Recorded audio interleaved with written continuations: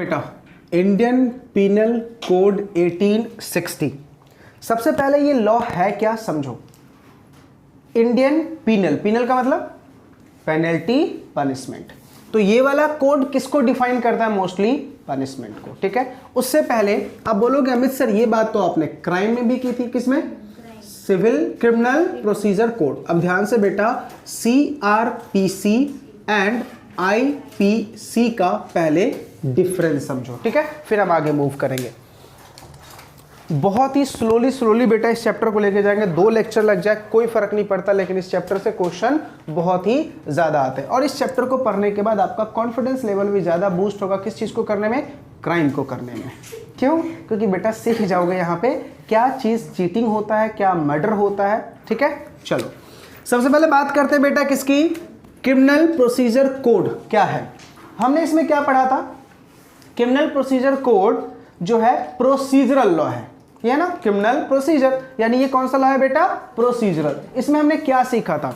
इसमें हमने ये सीखा था कि सर मर्डर का, सॉरी क्राइम का प्रोसीजर क्या है, क्राइम का प्रोसीजर क्या है। क्या हमने वहां पे सीखा? मर्डर क्या होता है, रेप क्या होती है, डकैती क्या होती है, चीटिंग क्या होती है, फ्रॉड क्या होता है, फॉर्जरी क्या होता है, क्या कुछ भी सीखा? हमने सिर्फ वहां पे क्या सीखा? ऑफेंस क्या होता है, ठीक है, क्राइम क्या होता है, करेक्ट है, कितने टाइप के ऑफेंस होते हैं, बेलेबल नॉन बेलेबल, यही सीखा। अच्छा FIR कैसे फाइल होती है, यही सीखा हमने। अच्छा अगर कंप्लेन करते हैं तो कंप्लेन के बाद 3 स्टेप कौन सी होती है? इन्वेस्टिगेशन होता है, इंक्वायरी होता है, ट्रायल होता है, यही सीखा ना हमने। क्या वहां पे हमने एग्जैक्ट डेफिनेशन ऑफ किसी चीज की सीखी? नहीं। तो सिविल क्रिमिनल प्रोसीजर कोड सिर्फ क्या बोलता है कि अगर क्राइम हुआ है तो उसको डील करने का प्रोसीजर क्या है। ठीक है, क्राइम हुआ है तो उसको डील करने का प्रोसीजर क्या है। क्या वहां पे क्राइम सिखाया गया? नहीं। क्या वहां पे टाइप्स ऑफ क्राइम सिखाए गए? नहीं। वो सारी चीजें हम क्या सीखेंगे? इंडियन पीनल कोड में। ठीक है, तो अगर आपसे किसी ने पूछा बेटा एक वर्ड में मुझे बस बता दोनों का डिफरेंस, तो बस एक वर्ड में उनको बोलना कि सर जो IPC है ना ये सब्सटेंसिव लॉ है और CPC क्या है? प्रोसीजरल लॉ है। कहानी खत्म। IPC क्या है? सब्सटेंसिव लॉ है और CPC क्या है बेटा? प्रोसीजरल लॉ है। ठीक है, चलो अब एक बात बताओ, दोनों में कॉमन क्या है? दोनों बात करता है क्राइम को। दोनों बात करता है किस चीज को बेटा? क्राइम को। दोनों बात करता है किस चीज को? क्राइम को। तो पढ़ना पड़ेगा what is the meaning of crime, what are the stages of crime. ठीक है, उससे पहले हम बेटा IPC के कुछ ब्रीफ बातों को सुने। ठीक है, एक बात बताओ, सिविल केस में और क्रिमिनल केस में डिफरेंस क्या है? सिविल केस में और क्रिमिनल केस में डिफरेंस क्या है? तो आप क्या बोलोगे अमित सर? पहले भी आपने एक बात बताई थी, जेल के बेसिस पे हम सिविल और क्रिमिनल केस का बाइफर्केशन करते हैं, लेकिन आज एक और बात बता देता हूं। ठीक है, और वो आप ही देखना, आप ही बोलोगे हाँ सर ये सिविल केस हो सकता है, ये क्रिमिनल केस हो सकता है। मैंने किसी का मर्डर किया, ये बताओ ये सोसाइटी के अगेंस्ट क्राइम है या किसी इंडिविजुअल के साथ क्राइम है? पक्का?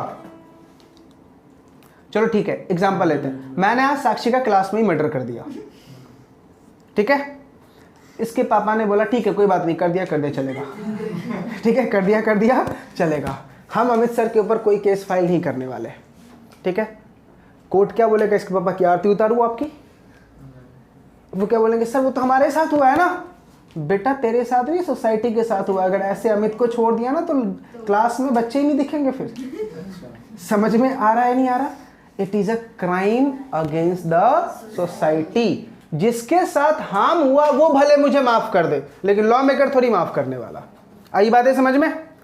Crime against the society. अगर मैं सीधा बोलूं कि क्राइम अगेंस्ट द सोसाइटी तो क्रिमिनल। ठीक है, अब मैंने ओनली परिणीत को क्लास से बाहर निकाला, ओनली परिणीत भाई, ये सिविल मैटर हो गया। आ रही है बातें समझ में? दोनों का डिफरेंस क्लियर हुआ? तो 2 बातें अब याद हो गई। एक तो हमने पनिशमेंट के बेसिस पे बाइफर्केशन सीखा था। क्या बताया था? पनिशमेंट कितना होना चाहिए? 3 साल से कम और 3 साल से ज्यादा। और आज क्या दूसरा सीख लिया हमने? Crime against individual is a civil और सोसाइटी इज अ क्रिमिनल। समझ में आ गया? अच्छा बताओ, मैंने बाइक खरीदी भाई R15, या हायाबुसा? ऑब्वियसली सी बात है बेटा, बाइक ही ऐसी है जहां पे मुझे 200 की स्पीड पे ले जानी पड़ेगी, करेक्ट है। लेकिन एक बात बताओ, मुझे पता है कि बाइक अगर मैं 200 की स्पीड पे चला रहा हूं, मेरी मर्जी, लेकिन इतना ये भी पता है कि अगर कोई सामने आया वो भी ना बचना, मैं भी ना बचना, दोनों को मुझे डर है ना कि सामने जो भी आया, चाहे आदमी हो जानवर हो कोई भी हो, बचेगा नहीं, लेकिन फिर भी 200 की स्पीड में चला रहा हूं ना। अब बताओ, क्राइम अगेंस्ट द इंडिविजुअल है, सोसाइटी है? तो क्या हो जाएगा, वो क्राइम हो जाएगा। लेकिन भाई अगर गाड़ी ली है तो ऑब्वियसली सी बात है, शौक तो पूरे करूंगा ना भाई, 200 की स्पीड में चलाऊंगा, लेकिन तुम चला रहे हो, इससे तुम्हें भी नुकसान है और सामने वाले पर्सन को भी नुकसान है, तो इसको हम क्या बोलेंगे, इट्स अ क्रिमिनल केस। बताओ दोनों का डिफरेंस समझ में आएगा? तो ऐसा बोलूं, Indian penal code is nothing, it's a crime against the society, it's not a crime against the individual, it is a crime against the society. तो आईपीसी में और सीआरपीसी में दोनों में कॉमन क्या है, दोनों sir crime against the society की बात करता है, लेकिन CPC crime against the individual. याद आ रहा कुछ, रेस जुडिकाटा, रेस सब जुडिस, एक टाइप के केस दो कोर्ट में नहीं चल सकते, रेस जुडिकाटा जजमेंट आ चुका है, दोबारा नहीं तू जा सकता। किसकी रिगार्डिंग था, इंडिविजुअल के रिगार्डिंग था ना, अभी क्लियर हो गया पक्का। अब बताओ, Indian penal code, criminal procedure code और सीआरपीसी, तीनों में डिफरेंस क्लियर? चलिए सर, क्या हमने अभी इंडियन पिनल कोड चैप्टर शुरू किया? बिल्कुल नहीं शुरू किया, अभी तो हमने सिर्फ ये समझा है what is the difference between CrPC, IPC और सीपीसी। क्लियर है? चलो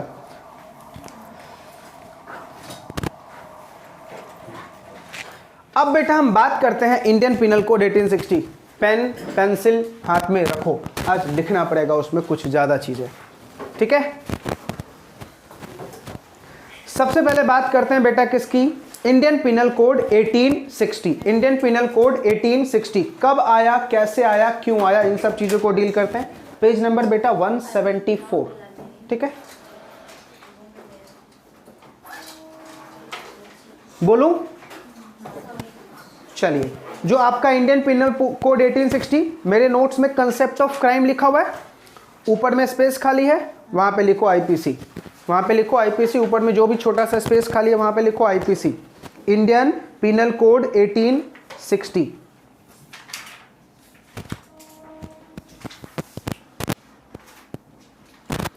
सबसे पहला लिखो, ये कब आया बेटा, ये एक्ट आया, ये कोड आया 1 जनवरी 1862 को। कब आया? 1 जनवरी 1862 को ये कोड आया, ठीक है। प्लस क्या बोला था मैंने, Indian penal code is a substantive law. 1 जनवरी 1862, आगे प्लस का साइन लगा और क्या लिखोगे, इट्स अ सब्सटेंसिव लॉ। ये कौन सा लॉ है बेटा, सब्सटेंसिव लॉ है, ठीक है। आगे लिखो, अब इसमें क्या क्या लिखा हुआ है, ऑफेंस एंड पनिशमेंट। इसमें क्या क्या लिखा हुआ है बेटा, ऑफेंस एंड पनिशमेंट, तो प्लस का साइन लगा के लिख दो, ऑफेंस एंड पनिशमेंट। इसमें क्या क्या लिखा हुआ है, offence and punishment, offence and punishment, ठीक है।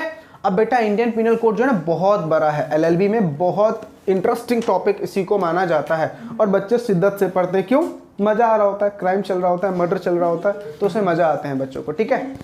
सेक्शन लिखो बेटा, ज्यादा सेक्शन नहीं है इसमें, सबसे पहले चैप्टर की बात करते हैं, 23 चैप्टर्स ओनली, 23 चैप्टर्स ओनली। आगे लिखो प्लस का साइन लगा के, इसमें चैप्टर्स कितने बेटा, 23, एंड सेक्शन बेटा बहुत ही कम है, 511 only, sections 511 only.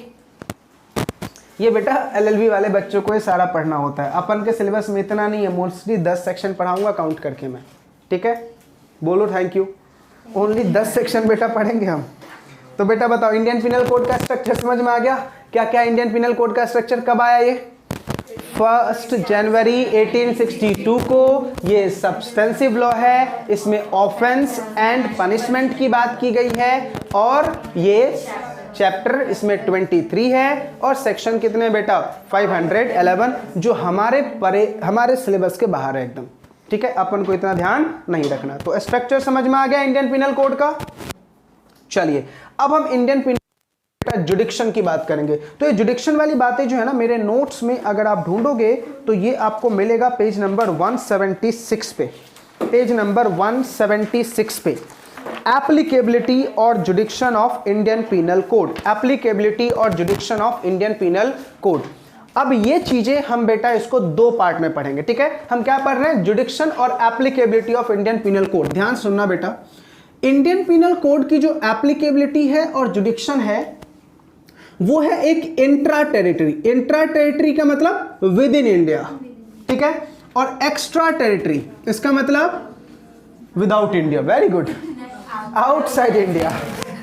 Intra territory का मतलब बेटा with in India, extra territory का मतलब आउटसाइड इंडिया। सवाल ये उठा कि सर इंडियन पिनल कोड कहां लगेगा, तो हमने क्या बोला, इंडिया में लगेगा और आउटसाइड इंडिया लगेगा। फिर आप बोलोगे अमित सर आज आपका दिमाग सही है या कुछ अलग बातें बोल रहे हो, एक्स्ट्रा क्यों सर, आउटसाइड इंडिया क्यों, आउटसाइड इंडिया क्यों, ध्यान से बताऊंगा क्यों लगता है और कब लगेगा आउटसाइड इंडिया में इंडियन पीनल कोड। पहले हम इंट्रा पढ़ लें कि इंट्रा में कब कब लगेगा, ठीक है। तो लॉ मेकर पता क्या बोल रहा है कि बेटा इंडियन पीनल कोड इंट्रा में तब लगेगा, इंडियन पीनल कोड इंट्रा में कहां तक लगेगा, बोला आर्टिकल 1 के अकॉर्डिंग, आर्टिकल 1 किसका बेटा, कॉन्स्टिट्यूशन ऑफ इंडिया का। आर्टिकल 1 के अकॉर्डिंग जो कॉन्स्टिट्यूशन ऑफ इंडिया में आपको इंडियन टेरिटरी दे रखा है, अब जल्दी से बता दो इंडियन टेरिटरी कितना। सारे बच्चे बचपन की बातें याद करो जो आपकी छोटी छोटी मैडमों आपको ज्योग्राफी पढ़ाती थी, याद करो इंडियन टेरिटरी क्या बताया था, जम्मू कश्मीर से लेकर कन्याकुमारी तक, याद आ रही, बस इतना याद रखो, JNK से कन्याकुमारी। अब बीच में ये भी पूछना कि सर कौन सा जिला आता है, कस्बा आता है, गांव आता है, वो अपन को भी नहीं पता, ठीक है। तो मैंने क्या बोला, आर्टिकल 1 में जो बेटा टेरिटरी दे रखा है वहां पे पूरा लगेगा, इतना याद हो गया, आर्टिकल 1 में जो टेरिटरी दे रखा है वहां पे बेटा पूरा लगेगा, प्लस याद करो इंडियन वाटर के ऊपर लगेगा, इंडियन वाटर। अब जल्दी से बता दो, ये मत बोलना सर नहीं आता है, इंडियन वाटर कहां तक, बेटा टैक्स नहीं पढ़ रहे, DT नहीं चल रहा, इंडियन वाटर 200 नॉटिकल माइल्स, बेटा DT में बताया था 12 नॉटिकल माइल तक इनकम टैक्स, लेकिन वाटर की डेफिनेशन बताई थी पूरी, लैंड मास से 12 nautical miles territorial water of India, land mass से 24 nautical miles continental zone of India, land mass से 200 nautical mile exclusive economic zone of India, और 200 नॉटिकल माइल्स के बाहर हाई सीज जहां पे इंडिया का कोई कंट्रोल नहीं है। तो हमें सिर्फ कहां तक लेना है बेटा, 200 नॉटिकल माइल्स इंडियन वाटर। यदि बातें याद हो गई, बताओ इंट्रा टेरिटरी में दो बातें याद हो गई, सीधा पहला आर्टिकल 1 की पूरी टेरिटरी और प्लस इंडियन वाटर में कहां तक, 200 नॉटिकल माइल्स तक, इंडियन वाटर में कहां तक बेटा, 200 नॉटिकल माइल्स तक। समझ में आ रहा है नहीं आ रहा, plus plus Indian registered ship और एयरक्राफ्ट, ठीक है, इंडियन रजिस्टर्ड शिप और एयरक्राफ्ट, ठीक है, इसके ऊपर भी क्या लग जाएगा बेटा, इंडियन पिनल कोड लग जाएगा, ठीक है। एयर इंडिया कहां की शिप है, सॉरी कहां की बेटा, एरोप्लेन है, नहीं एरोप्लेन है, कौन क्या बोल रहा था मैं, एयर इंडिया, इंडियन है बेटा। एक बात मुझे बताओ, एयर इंडिया एरोप्लेन का बेटा हाईजैक हुआ नेपाल में, किया किसने, तो अपना परिणीत है, कौन ये, पाकिस्तानी आतंकवादी, करेक्ट है बेटा। हाईजैक कहां हुआ है, नेपाल में, क्या वो इंडिया में पड़ता है, नहीं, आउटसाइड इंडिया में। दूसरा किसने किया है, पाकिस्तानी ने, कौन से एरोप्लेन का किया है, तो बेटा उसके ऊपर भी क्या लग जाएगा, इंडियन पिनल कोड, क्योंकि तुमने कौन सी सामान को छेड़ा है बेटा, करेक्ट है। आप अगर याद हो, आपको शायद स्कूल के टीचर ने कभी ऐसा बताया हो, पहले हमें छोटे छोटे थे तब ऐसा बताया जाता था स्कूल में, कभी तो मैंने पढ़ा है ऐसा बेटा कि अगर मान लीजिए कोई कपल है, फॉरेन कपल है, और उनका कोई चाइल्ड बर्थ हुआ किसी इंडियन प्लेन में या इंडियन शिप में, तो उसको इंडियन सिटीजनशिप मिल जाता है। हाँ सबके लिए है, मतलब किसी का भी बर्थ अगर किस पे हो बेटा, इंडियन रजिस्टर्ड शिप पे अगर तुम्हारे चाइल्ड की बॉर्निंग हो गई तो बेटा तुम्हें क्या मिल जाएगा, इंडियन सिटीजनशिप मिल जाएगा। और ये बातें समझ में, ऐसा बहुत पहले हमने पढ़ा था, अभी का मुझे पता रूल नहीं पता, शायद अभी भी यही रूल है। इतनी बातें समझ में आ गई बेटा? पक्का? यहां तक कोई डाउट? नलायक, ऐसा लिखा हुआ है। इंट्रा टेरिटरी समझ में आ गया? चलो, एक बहुत फेमस केस हुआ था, पहले केस का नाम बेटा लिख लो। एक बहुत ही फेमस केस हुआ था, लिखा हुआ है बेटा नलायक। 176 पेज पे पर्सनल जुडिक्शन लिखा हुआ है, वहां पे चार्ट बना के लिख लो। वो मैंने सेंटेंस में लिख रखा, आप ऐसा चार्ट बना लो। तो बताओ, यहां तक समझ में आ गई बेटा? अब इसका एक केस लॉ पढ़ना, बहुत ही इंपॉर्टेंट केस लॉ है, सुनना बेटा। लिखा हुआ सब है, बस मैं आपको चित्रहार में सजा रहा हूं। समझ में आ रहा नहीं आ रहा? तो देखो, केस लॉ का बेटा नाम है, केस का नाम है Mubarak Ali Ahmed versus state of Bombay. बहुत पुराना केस है बेटा, केस है बेटा, ज़्यादा पुराना नहीं है, 1957 का है। ठीक है, अभी केस में हुआ क्या था, पहले इस बात को समझो। एक बात मुझे बताओ बेटा, बहुत सारे बच्चे शायद फॉरेन ट्रिप पे आ चुके होंगे, फॉरेन ट्रिप गए होंगे। जो बच्चा फॉरेन ट्रिप गया हो, अगर उसको याद हो, फॉरेन ट्रिप में बेटा जब भी हम किसी कंट्री, आउटसाइड कंट्री में जाते हैं ना, तो वहाँ के एयरपोर्ट पे वहाँ की अथॉरिटी गाइडलाइंस बताती है कि हमारे कंट्री का रूल ये है, आप याद रखिएगा, इसके अगेंस्ट जाके काम मत कीजिएगा, अदरवाइज आपको हो सकता है हम यहाँ की चावल पानी तो पक्का खिलाएंगे। समझ में आ रहा नहीं आ रहा? कोई डाउट? लेकिन हमारे इंडिया में ऐसा रूल नहीं है बेटा। आउटसाइड इंडिया से कोई अगर इंडिया में आया तो उसको कोई इंडियन लॉ बताई नहीं जाएगी, तुम पढ़ के आओ, तुम पढ़ के आओ। और अगर इंडिया में तूने कोई कांड कर दिए जो हमारे CRPC IPC में आता है तो तुम्हें फाइन लगेगा, सजा होगा। ऐसे ही बेटा इसके साथ हुआ था। एक बंदा था आउटसाइड इंडिया का जो इंडिया आया और इंडिया में उसको पता नहीं था कि ये सारे रूल्स रेगुलेशन है, उसके साथ वो कंडक्ट हो गया। तो कोर्ट ने बोला बेटा आपको सजा तो लगेगी। उसने बोला सर हमें पता ही नहीं था ना। तो याद है मैं बहुत बार ये बात बोल चुका हूँ, ignorance of law is no excuse. आप ये नहीं बोल सकते कि सर मुझे लॉ पता नहीं है। तो उसने बोला कि सर आपने बताया भाई किधर। तो हमारी गवर्नमेंट क्या बोले, भाई मैं ढिंडोरा पीटूं, पूरा ढिंडोरा पीटूं क्या तुझे हर एक जगह पे बताता रहूं कि भाई इंडियन लॉ में ये है वो है वगैरह वगैरह। तो पढ़ के आना, हमने लॉ बना रखा है, साइट पे लिखा हुआ है, सब जाओ पढ़ लो और पढ़ के फिर इंडिया में कदम रखो। आ रही है बातें समझ में या नहीं? तो इसको बेटा कोई रेमेडी या रिलीफ नहीं मिला बेटा, बोला आपने। हाँ, अब ये इतना केस डीप में नहीं पढ़ा बेटा, बस इतना याद है कि इसने इंडियन क्राइम कोई किया था, जो उसका इंसिडेंस था उसके बेस पे उसको रिलीफ नहीं मिला। जैसे अगर मैं एक छोटा सा एग्जांपल दूं, मान लो परनीत यूपी का है, ठीक है। परनीत अगर यूपी का है तो मुझे बताओ यूपी में ट्रेनों में क्या ऐसे कंपार्टमेंट होते हैं, ये लेडीज़ का ये जेंट्स का ऐसा कंपार्टमेंट होता है जिसमें जिसको जाना है जाओ, ठीक है। अब ये फर्स्ट टाइम बेटा मुंबई आया, ठीक है। मुंबई में अब ये जैसे आया अपना लोकल ट्रेन चढ़ा, ठीक है। अब लोकल ट्रेन में तो ऐसे बेटे कंपार्टमेंट है ना, ये चढ़ गया बेटा लेडीज कंपार्टमेंट में ही।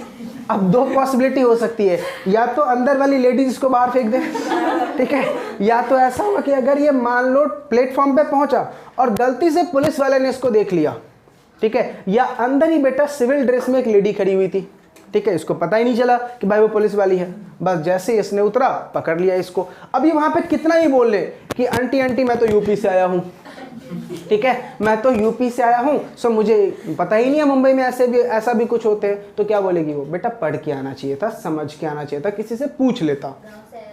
समझ में आ रहा है नहीं आ रहा? किसी से पूछ लेता। अगर तूने ऐसा नहीं किया तो इग्नोरेंस ऑफ लॉ है, सो नो एक्सक्यूज, पनिशमेंट तो पक्का लगेगी। आ रही है बातें समझ में? तो बताओ इंट्रा टेरिटरी में कोई दिक्कत?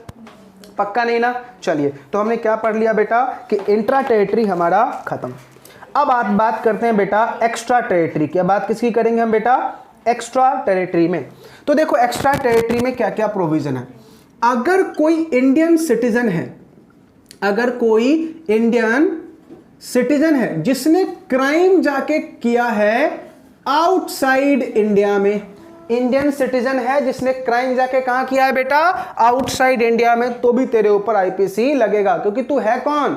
Indian citizen. तो तेरे ऊपर क्या लगेगा बेटा? आईपीसी लगेगा। एक मूवी देखिए भागम भाग, भागम भाग मूवी में गोविंदा आउटसाइड इंडिया जाके एक कांड करता है, ठीक है। जब कांड करता है तो वहाँ की पुलिस इसको पकड़ लेती है, तो जैकी श्रॉफ जो रहता है वो इंडियन पुलिस रहता है, समझाता है कि बेटा तूने यहाँ पे ये गलती की है और तेरे ऊपर भी क्या लगेगा, इंडियन पिनल कोड लगेगा, क्योंकि यही चीज अगर हम इंडिया में करते तो ये क्या माना जाता, क्राइम के डेफिनेशन में आता। समझ में आ रहा है बेटा? चलो अब ध्यान से सुनना। इस पर्सन को तो आप जानते होंगे, कभी तो देखा होगा, सुना होगा। एक पर्सन है बेटा अमित, ठीक है।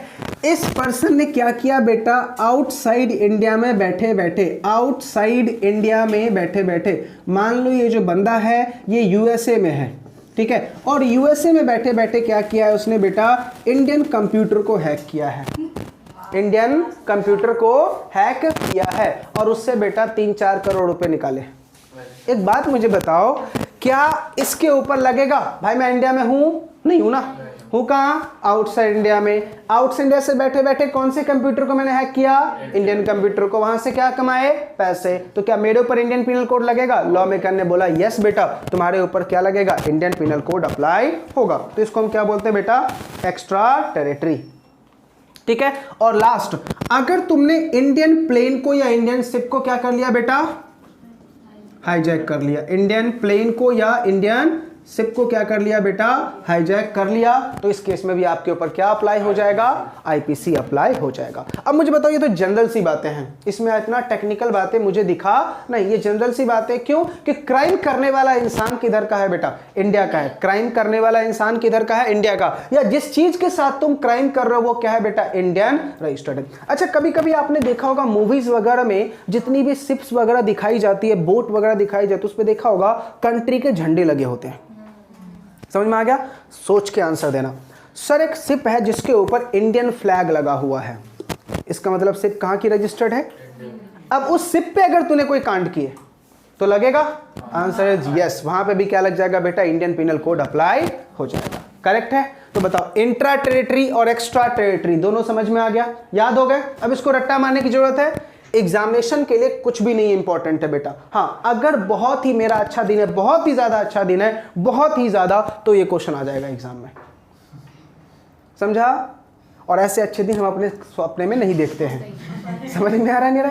ऐसे अच्छे दिन हम अपने सपने में बेटा बिल्कुल नहीं देखते, आती नहीं वैसे सपने, ठीक है। तो याद क्या रखना है बेटा, इंट्रा टेरिटरी और एक्स्ट्रा टेरिटरी। बताओ, बिना देखे बताओ, इंट्रा में क्या क्या होगा, आर्टिकल 1 के अकॉर्डिंग इंडियन टेरिटरी, मतलब सीधा याद क्या रखना है, जम्मू कश्मीर से कन्याकुमारी। दूसरा, इंडियन वाटर 200 नॉटिकल माइल्स तक। और तीसरा, इंडियन रजिस्टर्ड शिप और एयरक्राफ्ट। करेक्ट है? उसके बाद एक्स्ट्रा टेरिटरी में क्या क्या आएगा बेटा, इंडियन सिटीजन क्राइम कहां जाके कर रहा है, आउटसाइड इंडिया में। कोई आउटसाइड इंडिया में बैठ के इंडियन कंप्यूटर को हैक कर रहा है, या फिर आप इंडियन प्लेन या शिप को हाईजैक कर रहे हो, तो ये भी बेटा इसके ऊपर क्या अप्लाई हो जाएगा, इंडियन पिनल कोड। ठीक है। अब पढ़ते हैं कहां कहां पे इंडियन पिनल कोड अप्लाई नहीं होगा, दैट इज मोस्ट इंपॉर्टेंट। ठीक है, देखिए कहां कहां पे बेटा इंडियन पिनल कोड, ये रफ करूं। अब हम क्या पढ़ रहे हैं, कहां कहां पे नहीं अप्लाई होगा, वो नोट्स में देखो डार्क में आपको लिखा होगा, दिख रहा है सबसे चमकता हुआ सितारा दिख रहा होगा वहां पे, प्रेसिडेंट दिख रहा है, गवर्नर दिख रहा है आपको, अरे नालायक। पॉइंट पेज नंबर 176 एक्सेप्शन करके लिखा हुआ है, the following person are always exempted from the jurisdiction of criminal procedure code, लिखा हुआ है क्रिमिनल कोड। कौन कौन सा, सबसे पहले लिखा हुआ है फॉरेन सोवरेन। ठीक है, अच्छा बताओ, फिर उसके नीचे देखो आपको एक और लिखा होगा foreign president and governor ambassador, उसी को बेटा जो होता है ना एम्बेसडर, उसी को बोलते हैं फॉरेन डिप्लोमैट्स, फॉरेन डिप्लोमैट्स। ठीक है, अब ध्यान से एक बात को समझना, फॉरेन सोवरेन और फॉरेन डिप्लोमैट्स में डिफरेंस क्या होता है। ठीक है, अगर मैं आउटसाइड इंडिया के किसी लीडर की बात करूं तो मेरा फेवरेट लीडर जो है वो है बेटा बराक ओबामा। ठीक है, आउटसाइड इंडिया किसी भी लीडर की बात करूं तो मेरा फेवरेट कौन है बेटा, वो बराक ओबामा। मान लीजिए बराक ओबामा इंडिया घूमने के लिए आया, आपको पता है ना कुछ सालों पहले वो इंडिया आया था, जहां पे गुजरात के सारे घरों को चुनवा दिया था पत्थरों से कि तुम अंदर ही रहो, दिखना नहीं चाहिए हमारी गंदगी, नहीं पता, ऐसे न्यूज में आए थे बेटा पूरा, जहाँ पे गुजरात में जितने भी विलेज थे उसके आगे बेटा दीवार खड़ी कर दी गई थी ताकि उनको ये ना पता चले कि अंदर कुछ है भी, मतलब स्लम एरिया उनको ना दिखे, सब कुछ क्या दिखे, अच्छा अच्छा दिखे। ठीक है, तो अब मुझे बताओ, अगर मान लीजिए वो बंदा आउटसाइड इंडिया से आया, ठीक है, उसका ड्राइवर मान लो परिणीत था, ठीक है, उड़ा दिए इंडिया में किसी को। अब एक बताओ, क्या उनके ऊपर केस चलेगा? भाई तुम बराक ओबामा को जेल में बैठा के रखोगे? अलाउड ही नहीं है। समझ में आ रहा नहीं आ रहा? तो लॉ मेकर ने क्या बोला, ऐसा पॉसिबल नहीं है। अगर वो लोग आके इंडिया में कोई इंसिडेंट्स भी हो जाती है, क्राइम हो जाती है, तो उनके ऊपर आईपीसी बिल्कुल भी अप्लाई नहीं होगा। ठीक है, पहला एग्जम्पशन है, करेक्ट है।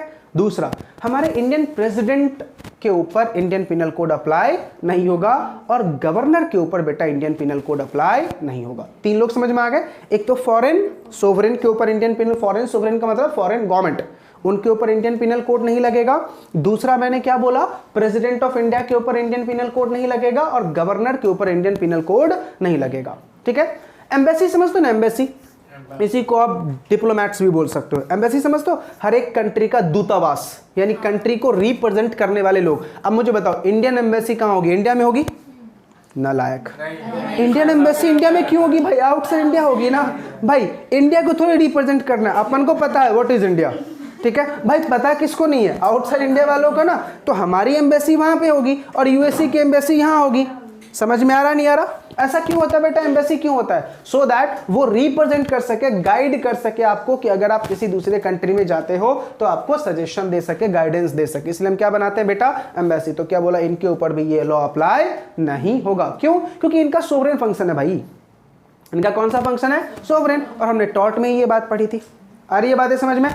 चलिए, उसके बाद देखो, एलियन इनेमीज। एलियन इनेमी, आपको लगता है गलत चीज लिखा हुआ है?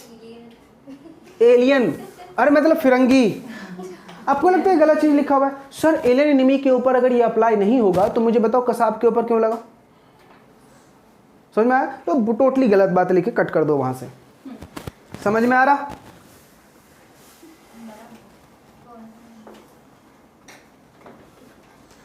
करेक्ट है, ध्यान सुनना बेटा। वहां पे आपको देखो आर्मी लिखा हुआ है, फॉरेन वर्ड वहां से काटो, लिखो आर्मी ऑन ड्यूटी।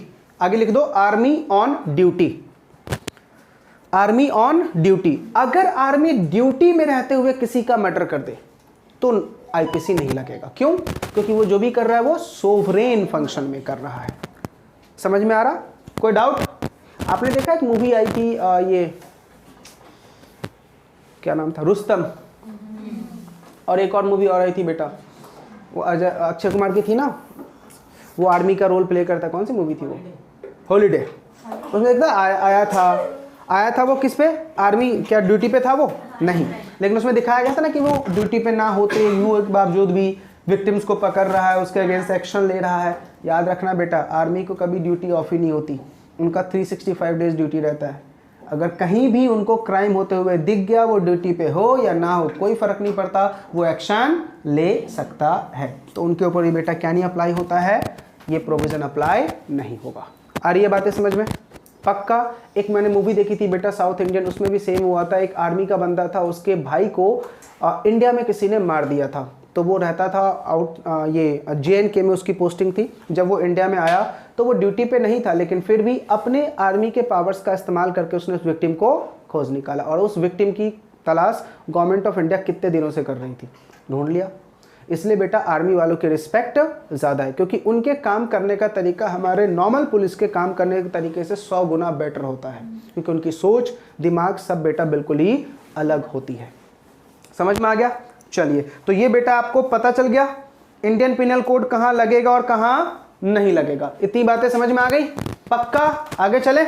चलिए, अभी रिसेंटली जब हमने ये चैप्टर बेटा शुरू किया था, तो हमने क्या बोला था? सिविल प्रोसीजर कोड और इंडियन पिनल कोड में क्या डिफरेंस है? क्या बोला? सिविल प्रोसीजर कोड में क्या लिखा हुआ है? Procedure to deal with the crime, जबकि इंडियन पिनल कोड में क्या लिखा हुआ है? व्हाट इज क्राइम, क्राइम कितने टाइप के हैं, सबका डेफिनेशन और उसके रिगार्डिंग पनिशमेंट। आप मुझे बताओ, हमने जब क्रिमिनल प्रोसीजर कोड पढ़ा था कहीं भी हमने पनिशमेंट पढ़ा?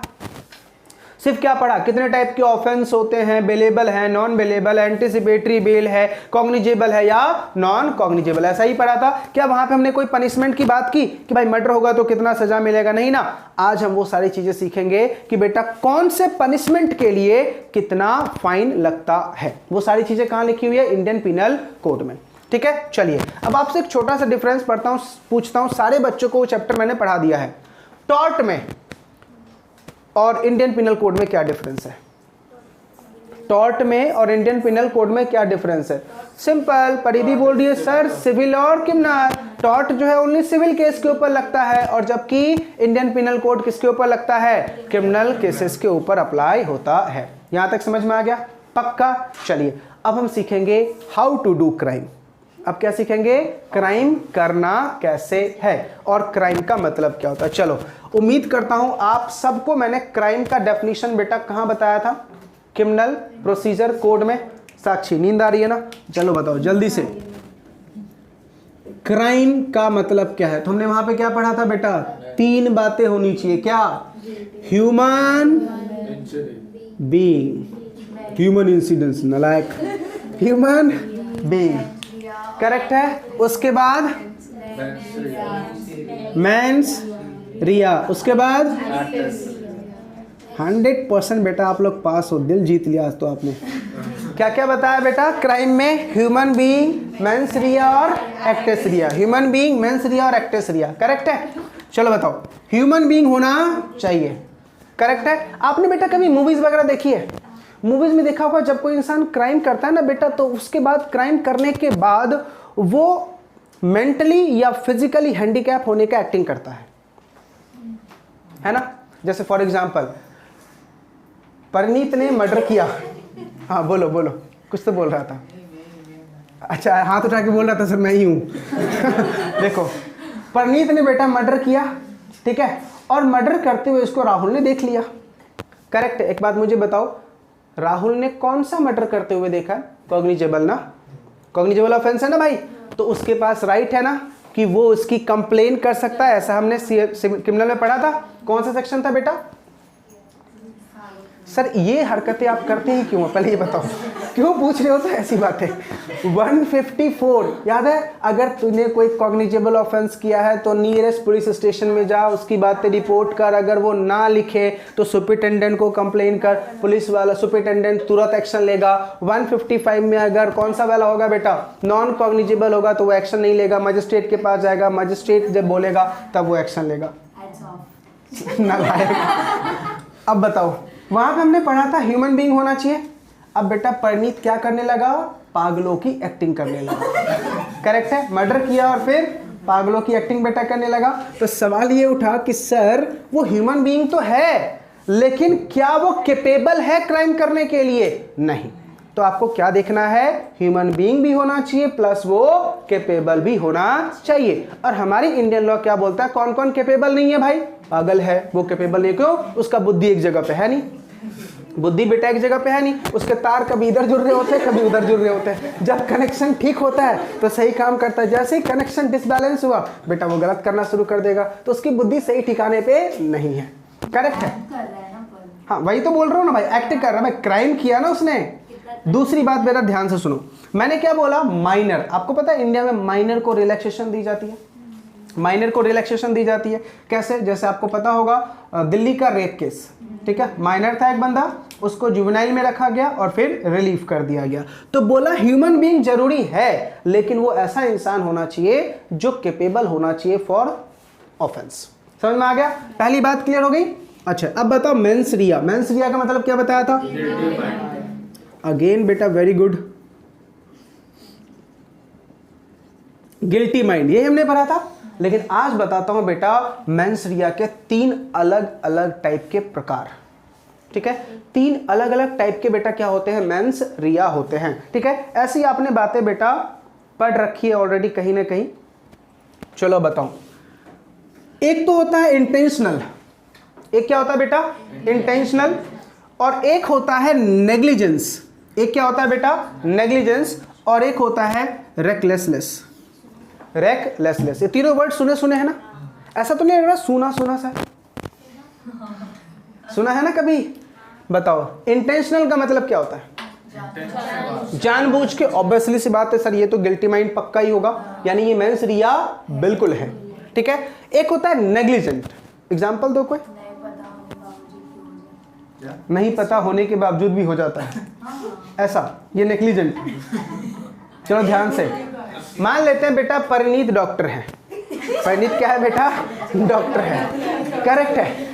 अब बेटा उसको कोई इंजेक्शन लगाना था, तो आपको पता है ना इंजेक्शन जो लगाते हैं, डॉक्टर्स को पता होता है इंजेक्शन कहाँ लगाना, कौन सा इंजेक्शन लगाना है। उसको लगाने थे बेटा दूसरे इंजेक्शन, गलती से बोतल सेम थी, दूसरा उठा लिया, ठीक है, लगा दिए। अब एक बात मुझे बताओ, वो क्या बोलेगा, सर ये तो बाय मिस्टेक हो गई। ओ बेटा तेरी मिस्टेक की वजह से किसी का खुद का मिस्टेक हो जाता, तेरी मिस्टेक की वजह से किसी दूसरे का मिस्टेक होने वाला था पूरा। एक बात बताओ, देखा जाए तो नेग्लिजेंट है, देखा जाए तो नेग्लिजेंट है, लेकिन क्या माफी मिलेगी? बोला क्या बेटा ये मेंस रिया है, क्योंकि तेरी वजह से किसी की लाइफ अफेक्ट हो सकती है। तो ये ऐसे आपने देखा होगा बेटा, हमारे इंडियन डॉक्टर कभी कभी इतने रहते ना, पहले डॉक्टर्स लोग जब वो ऑपरेशन थिएटर में जाते थे ना, सब कुछ वो हाथ माथे पहन के जाते थे। ऐसे बहुत बार कांड हुए, ऑपरेशन करते करते घड़ी अंदर ही छूट गई, अंगूठी अंदर छूट गई। चलो ये बातें छूटती है, समझ में आता है। बेटा एक केस ऐसा हुआ था जिसमें डॉक्टर ने टॉवेल अंदर ही छोड़ दी, टॉवेल अंदर ही छोड़ दी। सोचो किस ख्यालों में होगा वो, किस ख्यालों में होगा वो जिसने टॉवेल ही अंदर छोड़ दी। और वो तो छोड़ो, एक बार तो ऐसा कांड आया था, सामने मोबाइल ही पेट में भूल गया। भाई तू ऑपरेशन थिएटर में गया था या वीडियो देखने गया था, या देख देख के तू ऑपरेशन कर रहा था? भाई यूट्यूब पे देख लूं कैसे सर्जरी मारते हैं, कैसे, ऐसा तो नहीं कर रहा था भाई। तो इसलिए बेटा बाद में जब इतने सारे कांड होने लगे ना, साफ रिस्ट्रिक्शन ले दिया कि तुम्हारे हैंड में ना तो रिंग होना चाहिए, कुछ भी नहीं, जो चेन वगैरह पहनते हो कुछ भी नहीं, ऑपरेशन थिएटर में कुछ अलाउड ही नहीं है। ये बेटा किसकी डेफिनेशन में आ रहा है? नेग्लिजेंस। देखा जाए तो तुमसे मिस्टेक हुई है, लेकिन वो मिस्टेक बेटा किसी की लाइफ अफेक्ट कर सकती है, ठीक है। चलो रेकलेसनेस बताओ, इसका एग्जांपल अभी मैंने रिसेंट दिया था। तुझे पता है ये गलत है फिर भी कर रहा है, तुझे पता है ये गलत है लेकिन फिर भी कर रहा है, तेरी वजह से लाइफ किसी की इंजर हो सकती है। अभी तो एग्जांपल दिया था, बाइक ड्राइविंग कर रहा हूं बेटा, मैं 200 की स्पीड में बाइक चला रहा हूं, ठीक है। अब हायाबुसा बाइक है तो भाई चलाऊंगा ही, लेकिन बेटा तुझे इतना पता है कि चला रहा हूं, उसकी वजह से किसी को नुकसान हो सकता है। नाउ ये भी किसकी डेफिनेशन में आएगा? गिल्टी माइंड, ठीक है। आप मुझे बताओ बेटा, ट्रक वालों को मैक्सिमम लिमिट कितना अलाउ कर रखा है गवर्नमेंट ऑफ इंडिया ने, कि तेरी मैक्सिमम स्पीड कितनी नीचे? 40, है ना। आपने देखा होगा बाइक वालों का, ट्रक वालों का, कार वालों का स्पीड लिमिट लिखा होता है रोड के ऊपर। एक बार बताओ, ट्रक ड्राइवर उड़ा रहा है 100 की स्पीड में, भाई तू हायाबुसा थोड़ी चला रहा जो तू 100 की स्पीड में उड़ा रहा है, बैलेंस कभी भी तेरा खो सकता है। समझ में आ रहा नहीं आ रहा? अब इसके बैलेंस खोने से क्या होगा? रेकलेसनेस। अभी बेटा 3 दिन पहले की इंसिडेंस की बात बता रहा हूँ, अपना ये अंधेरी वाला हाईवे है ना, ठीक है, वहां पे मैंने देखा बेटा, आप ही के घर की तरफ जब मैं आ रहा था आपको पढ़ाने के लिए, तो बेटा एक बाइक वाले ने ट्रक को इतनी तेज ठोका ना, बाइक वाले ने ट्रक को इतनी तेज ठोका बेटा, आधी बाइक ट्रक के अंदर थी। मैं इमेजिन नहीं कर पा रहा हूं कि भाई ट्रक का वो लोहा फटा कैसे, या तो वो ऑलरेडी से पहले सेफ बना रखा होगा। आधी बाइक बेटा ट्रक के अंदर थी। बाइक कौन सी थी? पल्सर, डोमिनार, सॉरी डोमिनार थी बजाज की। सोचो, इमेजिन करो भाई, लोहे को चलने को, अब सोचो हवा में कितनी पावर है, कितनी तेज उसने टक्कर मारी होगी। और मैं वही इमेजिन कर रहा था कि उसके पीछे जो बैठा होगा वो किधर है, वो दिखा नहीं मुझे, वो किधर गया होगा भाई, उसकी लाइफ तो बेटा पूरी खत्म। आ रही है बातें समझ में? तो इसको हम किस में डालते हैं बेटा? रेकलेसनेस में। आई बातें समझ में? तो मेंस रिया का मतलब क्या है बेटा? Guilty mind. गिल्टी माइंड में 3 बातें आती है, कौन कौन सी? चाहे तुम्हारा इंटेंशन हो वो तो गिल्टी माइंड पक्का है, नेग्लिजेंस है वो भी तुम्हारा गिल्टी माइंड है, रेकलेसनेस है वो भी तुम्हारा गिल्टी माइंड है। आई बातें समझ में? चलिए, एक्टस रिया का मतलब क्या होता है बेटा? एक्टस रिया का मतलब तुमने इलीगल एक्ट किया। एक्टस रिया का मतलब क्या है? इलीगल एक्ट किया है। तो बोला जब ये 3 चीजें सेटिस्फाइड हो जाएगी ना, तो ही बेटा क्या होगा? क्राइम होगा, अदरवाइज क्राइम नहीं कहलाएगा। ये 3 चीजें सेटिस्फाइड होगी तो ही बेटा क्या होगा? क्राइम होगा, अदरवाइज ये क्राइम नहीं कहलाएगा। समझ में आ गया? अब हमने सिर्फ क्या सीखा है? Definition of crime. क्या हमने ये सीखा हाउ टू डू क्राइम? सिर्फ क्या सीखा है? क्राइम होता क्या है। ठीक है, एक बात मुझे बताओ, मैंने क्या बोला? मेंस रिया होगा तो ही पनिशमेंट मिलेगा, अदरवाइज नहीं मिलेगा। लेकिन कुछ केसेस ऐसे हैं बेटा जहां पे मेंस रिया नहीं लगेगा, पनिशमेंट फिक्स है बेटा। मेंस रिया नहीं लगेगा, पनिशमेंट क्या होगा? फिक्स। तो अब मैं बात बता रहा हूं बेटा, एक्सेप्शन किसकी बता रहा हूं? मेंस रिया वहां पे हम नहीं देखेंगे। अब समझ में आ रहा है? इतना डिटेल मैंने आपको सीआरपीसी में क्यों नहीं समझाया? क्योंकि अपन को पढ़ना कहां था इसको डिटेल में? आईपीसी में। ठीक है, अब ध्यान से बेटा, मेंस रिया का एक्सेप्शन कहां नहीं होगा। एक बात तो मैंने आपको बता रखी है और मैं हिंट दे देता हूं, टॉट नाम का चैप्टर है, टॉट नाम का चैप्टर है, उस चैप्टर में मैंने बता रखी है कि मेंस रिया नहीं लगेगा। बताओ कुछ याद आ रहा हो तो। एब्सोल्यूट लायबिलिटी याद आ रहा? एब्सोल्यूट लायबिलिटी, तेरी गलती हो या ना हो सजा मिलेगा। याद है Reynolds versus Fletcher, strict liability, उसके कुछ एक्सेप्शन थे लेकिन एब्सोल्यूट का एक्सेप्शन था क्या? नहीं। तो एब्सोल्यूट लायबिलिटी में बेटा मेंस रिया में बिल्कुल भी नहीं देखूंगा। ठीक है। दूसरा पेटी फाइन, छोटा मोटा फाइन लग रहा है, ठीक है, बहुत ही नॉर्मल सा एग्जांपल देता हूं बेटा। राहुल जो है आज बाइक से आया, जा रहा था, ठीक है। आपने देखा होगा जब जो सिग्नल होता है उसके 3 लाइट्स होते हैं, रेड, ग्रीन, ऑरेंज। बताओ ऑरेंज का मतलब क्या होता है? ऑरेंज का मतलब look and go, look and go, ठीक है। रेड का मतलब वेट और ग्रीन का मतलब बिंदास जाओ, ठीक है। अब ध्यान से सुनो बेटा, राहुल जो है ट्रैफिक में खड़ा था, ठीक है, सिग्नल ग्रीन हुई, लेकिन जब तक ये आता क्रॉस करने तक बेटा 3 सेकंड बचे हुए थे, नंबर दिख रही थी, निकाल देगा, इसने निकाल दिए, आगे क्या हो गया, जाम लग गया, तब तक येलो से रेड हो गया, आगे मामा जी खड़े थे, ठीक है, बोला ले बेटा आ जा इधर। अभी क्या बोल रहा है, सर मेरा इंटेंशन बिल्कुल नहीं था, मैं तो ग्रीन में ही निकाला, ठीक है, आगे ट्रैफिक थी, वो आते आते ऑरेंज हो गया, मैं सोचा ऑरेंज में भी निकाल दूं, लेकिन नालायक मेरी किस्मत खराब, रेड हो गई वो। अब बताओ इसमें मेरी गलती? ठीक है। पुलिस वाला क्या बोल रहा, बेटा मैं भी बोल रहा हूं तेरी गलती तो बिल्कुल नहीं है। अब जब रुका है तो कुछ देके जा, अब जब रुका है तो कुछ तो देके जा भाई, समझ में आ रहा नहीं आ रहा? अब मैं सीधा बोल रहा भाई 100 की मैं पौती फाड़ूंगा, ठीक है, इसके बाद से तो याद रखेगा, इसके बाद से कभी गलती नहीं होगी, 10 सेकंड बचा रहे तो निकलियो, अदरवाइज उधर ही रुकियो। समझ में आ रहा है नहीं आ रहा? तो इसको बोलते हैं पेटी फाइन। इतना चिल्लाओ मत बेटा, 100 रुपये दो और निकलो, क्या दिक्कत है तुम्हें? समझ में आ रहा नहीं आ रहा? इसको क्या बोलते हैं बेटा? पेटी फाइन। यहां तक समझ में आ गया? चलो ये लिख लेना बेटा कहीं पे, पब्लिक सेफ्टी। पेटी फाइन के बाद तीसरा क्या बोल रहा हूं बेटा मैं? Public safety. पब्लिक सेफ्टी में बेटा हम ये नहीं देखते हैं कि तुम्हारा मेंस रिया है या नहीं, मेंस रिया है या नहीं। और लास्ट है बेटा विदाउट नॉलेज। इसका बहुत बेस्ट एग्जांपल देता हूं, विदाउट नॉलेज। विदाउट नॉलेज समझा? तो आपको एग्जाम में बेटा पूछ सकता है, या फिर आप जो अभी प्री टेस्ट दोगे ना उसमें ये क्वेश्चन आ जाते हैं, मेंस रिया का एक्सेप्शन क्या है। कौन कौन से एक्सेप्शन याद हो गए?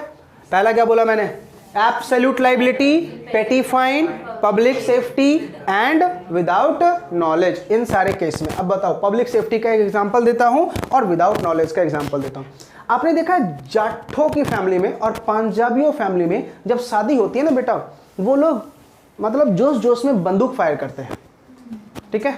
अब अगर मान लो बेटा तूने गोली चलाई, ऊपर देखा नहीं, फैन था, लगी और बस वहां से रिवर्स होकर किसी और को लगी।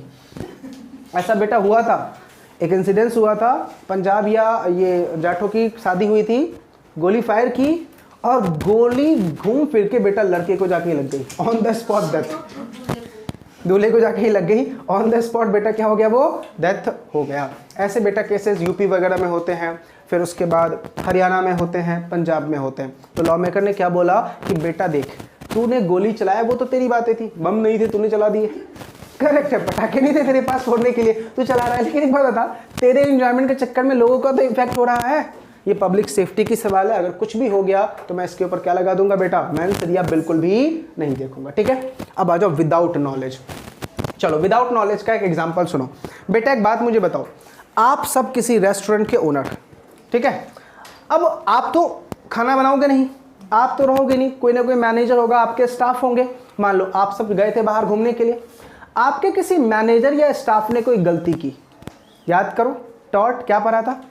सर्वेंट की गलती के लिए कौन लायबल होगा? Prince master. अब मास्टर ये बोले कि सर मैं तो इंडिया में था ही नहीं। भाई तू नहीं था, तेरा रेस्टोरेंट तो इधर ही था, रेस्टोरेंट है किसका? उसका ही है, दूसरा एग्जांपल देता हूं, जब मैं आपको लेबर लॉ पढ़ाऊंगा बेटा, सेटिंग अप में जो फैक्ट्रीज एक्ट वगैरह पढ़ते हैं, उसमें एक बेटा एक्ट है जिसका नाम है कॉम्पनसेशन। आपको क्या मिलता है बेटा? कॉम्पनसेशन मिलता है। अगर आपके साथ कोई इंजरी होती है तो आपको क्या मिलता है बेटा? कॉम्पनसेशन मिलता है। स्टेट इंश्योरेंस एक्ट है और कॉम्पनसेशन करके एक चैप्टर है जिसमें आपको क्या मिलता है? कॉम्पनसेशन। ठीक है, अब उसमें क्या लिखा हुआ है कि कॉम्पनसेशन तब मिलेगा जब इंजरी आपको in the course of employment में हुई हो या out the course of employment में हुई हो। ठीक है, अब what is the meaning of in the और what is the meaning of out the course? ध्यान सुनना, काम करने के टाइम में इंजरी हुई और फैक्ट्री के अंदर हुई। क्या बोला मैंने? काम करते के टाइम में और फैक्ट्री के अंदर, तो इसको बोलते हैं आउट द कोर्स। क्या बोलते हैं? Out the course. और तू काम नहीं कर रहा था, चाहे इंजरी फैक्ट्री के अंदर हुई हो या बाहर हुई हो, इसको बोलते हैं इन द कोर्स। अब बोलोगे अमित सर उल्टा नहीं बोल रहे? ऐसा ही लिखा हुआ है, ऐसे ही पढ़ना है। क्या बोला मैंने? काम करने के टाइम में और फैक्ट्री के अंदर, तो क्या बोलेंगे इसको? आउट। और काम नहीं कर रहा था, फैक्ट्री के अंदर हो या बाहर हो, क्या बोलेंगे इसको? इन द कोर्स। ठीक है, चलो एग्जांपल देता हूं। मान लो बेटा परिणीत जो है काम कर रहा था, उस टाइम इसके साथ इंजरी हो गई, तो हम क्या बोलेंगे? It's out the course. लेकिन मान लो अभी रिसेस पीरियड चल रहा था, 20 मिनट्स का ब्रेक मिला था फॉर चाय पीने के लिए। ठीक है, अब मान लो यहां पे परिणीत काम कर रहा है और वहां पे बेटा कैंटीन है। ठीक है, 15-20 मीटर्स की दूरी पे क्या है? कैंटीन है। ठीक है, परिणीत कैंटीन जा ही रहा था, रास्ते में हार्ट अटैक आ गई। अब मुझे बताओ फैक्ट्री के अंदर ही हुआ क्या? उस टाइम काम कर रहा था, तो इसको हम क्या बोलेंगे? It's the in the course, क्योंकि उस टाइम वो काम नहीं कर रहा था। ठीक है, अब हमने पूछा, हमने क्या बोला? अंदर और बाहर, अंदर और बाहर। मान लो आज राहुल ऑफिस से निकला, घर की तरफ जा रहा था। ठीक है, बोला ऑफिस गेट से लेके घर के गेट तक कुछ भी हो जाए उसके लिए एम्प्लॉयर लायबल। ऑफिस गेट से देके घर के गेट तक कुछ भी हो जाए, कौन लायबल? एम्प्लॉयर। मान लो राहुल ऑफिस, घर से ऑफिस के लिए निकला, रास्ते में एक्सीडेंट हो गया, बोला इट्स एम्प्लॉयमेंट इंजरी। क्यों? क्योंकि वो आ कहां रहा था? ऑफिस। अच्छा, ऑफिस से निकला, घर जा रहा था, घर पहुंचा नहीं, एम्प्लॉयमेंट इंजरी। क्या है बेटा? ये एम्प्लॉयमेंट इंजरी। ध्यान से, वहां पे बहुत अजीब अजीब कहानी लिखी हुई है। मान लो परिणीत आज ऑफिस से निकला, घर जा रहा था, रास्ते में हिंदू मुस्लिम के झगड़े हो रहे थे, ये बचाने चला गया, इसका ही झगड़ा निपट गया। समझ में आया नहीं आया? तो आप मुझे बताओ बेटा, क्या ये एम्प्लॉयमेंट इंजरी है? बोला यस, ये एम्प्लॉयमेंट इंजरी है। ठीक है, अब उसमें बेटा एक क्या लिखा हुआ है? मियर road accident is not a employment injury. ठीक है, अब देखो वहां पे इसका एग्जाम्पल विदाउट नॉलेज की बात बताता हूं, समझो। मान लो श्रीभव का एक फैक्ट्री है लोनावाला में। ठीक है, फैक्ट्री है, लेकिन वो फैक्ट्री आज से 10 साल पहले ही बंद हो चुकी है। उसी के बाजू वाली फैक्ट्री में राहुल काम करता है। राहुल काम करता है और राहुल बहुत ही अच्छा एम्प्लॉय, आप लोग भी उसी में काम करते हो। ठीक है, राहुल ने एक दिन आप लोगों की कंप्लेन कर दी। किसको? मैनेजमेंट को। ठीक है, आप लोगों को ये बात गलती से पता चल गई कि चुगली करने वाला इंसान यही है। ठीक है, परनीत पूरा नजरें गिराए हुआ था, कब ये दिखे बाहर, बस अकेला दिख जाइए। ठीक है, आज राहुल ने बेटा छुट्टी ली है मूवी देखने के लिए, कि मैं कहाँ जाऊंगा? मूवी देखने के लिए। ऑफिस से इसने छुट्टी ले रखी है। ठीक है, ये बात बेटा परिणीत को पता चल गई। परिणीत ने 6-7 मसल्स मैन बुला रखे थे। ठीक है, बॉडी बिल्डर को बुलाया और उसको फोटो भेज दिया, बेटा यही है, इसी का तुझे जो भी करना कर दियो आज इसका। करेक्ट है, फोटो दे दिए। वो मसल्स मैन आए और मसल्स मैन को उंगलियों के इशारे से इसने बता दिया, देख वही लड़का जो दिख रहा है तुझे चमकता हुआ, बस वही है। करेक्ट, दिखा दिए और वहां से ये चला गया। राहुल ने देख लिया इसको इशारे करते हुए, राहुल वहां से भागा। भागते भागते पूरा घूमते घूमते घूमते इसकी फैक्ट्री में आके उसकी डेड बॉडी मिली। मतलब वो मसल्स मैन आके कहाँ मर्डर किए? यहाँ पे। अब एक बात मुझे बताओ बेटा, क्या एम्प्लॉयमेंट इंजरी है? भाई वो तो छुट्टी पे था, एम्प्लॉयमेंट इंजरी तो बिल्कुल नहीं है। लेकिन किसके फैक्ट्री में डेड बॉडी मिली? भाई श्रीभव के फैक्ट्री में डेड बॉडी मिली। अब सबसे पहले पुलिस वाले क्या बोलेंगे? बेटा उठा के ला जरा श्रीभव को। अब श्रीभव आया, बोलता है सर 10 साल से फैक्ट्री बंद है। ठीक है, पुलिस वाले क्या बोलेंगे? फैक्ट्री बंद हो या ना हो कोई फर्क नहीं पड़ता, ये बता तेरे फैक्ट्री में बॉडी कहां से मिली? एलिगेशन जाएंगे। अब इसको प्रूफ करना पड़ेगा कि सर मुझे इसके बारे में कोई आइडिया नहीं है। अब पुलिस वाले क्या दिमाग लगा रहे होंगे? सर हो सकता है ये श्रीभव का पास्ट एम्प्लॉय हो, ठीक है, और इसने कुछ कांड कर रखा इसलिए इसने मर्डर करवा दिया। समझा? विदाउट नॉलेज समझ में आ गया भाई? तेरे अब्सेंस में अगर कुछ हुआ and you are the owner then you are liable. बातें समझ में आ गई? तो बताओ, मेंस रिया अच्छे से अभी क्लियर हुआ? अब किसी भी टाइप का केस आएगा डील कर लोगे? चलो फटाफट रिपीट करो। मेंस रिया का मतलब गिल्टी माइंड कितने टाइप के होते हैं बोलो? Intentional, negligence, recklessness. इंटेंशनल मतलब जानबूझ के, नेग्लिजेंस मेरा ऐसा कोई इंटेंशन नहीं था बट हो गया, बट तेरी वजह से क्या हो सकता था? इंजरी हो सकती थी। और रेकलेसनेस, ठीक है, मैं अपने मजे के लिए कर रहा हूं लेकिन इससे हार्म किसको हो रहा है? सोसाइटी को। लेकिन इसके एक्सेप्शन क्या है बेटा? Absolute liability, petty fine, public safety and without knowledge. इन सब जगह पे क्या नहीं लगता है आपका? मेंस रिया अप्लाई नहीं होगा, सीधा सीधा यू आर लाइबल। बातें बेटा समझ में आ गई या नहीं आ गई? क्लियर है? चलिए अब आपसे एक छोटा सा सवाल पूछता हूं, सर क्या ये मेंस रिया का कंसेप्ट कंपनी के ऊपर अप्लाई होगा? मेंस रिया का कंसेप्ट कंपनी के ऊपर अप्लाई होगा? याद कीजिए, जब मैंने आपको कंपनी लॉ पढ़ाया था तो मैंने आपको एक सेक्शन का नाम बताया था, सेक्शन नंबर 447, जिसको मैं बोलता हूं AK-47। अभी याद आया होगा पक्का? AK-47 याद आ रहा? मैंने आपको क्या बताया था? ये सेक्शन कब लगता है? When you are aware about something and not disclosing। ठीक है, सीधा उस दिन क्या बताया था? बकवासबाजी के ऊपर ये सेक्शन लगेगा। जो चीज तुझे बताना चाहिए वो नहीं बता रहा, और जो नहीं बताना चाहिए बिना मतलब में बोल रहा है। समझ में आ रहा? तो सेक्शन नंबर 447 जो है ये बेटा कंपनी लॉ का मेंस रिया है। कंपनी लॉ में क्या है बेटा? मेंस रिया है। कंपनी लॉ में जब मैं आपको मेमोरेंडम का चैप्टर पढ़ाऊंगा तो वहां पे एक कंसेप्ट समझाऊंगा, ऑल्टर ईगो। Alter ego. एक बात मुझे बताओ बेटा, कंपनी लॉ में ऐसा लिखा गया है कि कंपनी जो है वो सेपरेट पर्सनालिटी है, और कंपनी को मैनेज करने के लिए हम किसको अपॉइंट करते हैं बेटा? डायरेक्टर को करते हैं ना। तो एवरीथिंग के लिए लायबल कौन होगा? डायरेक्टर। अब अगर डायरेक्टर जो है जानबूझ के कुछ गलती कर रहा है तो क्या लग जाएगा वहां पे? मेंस रिया।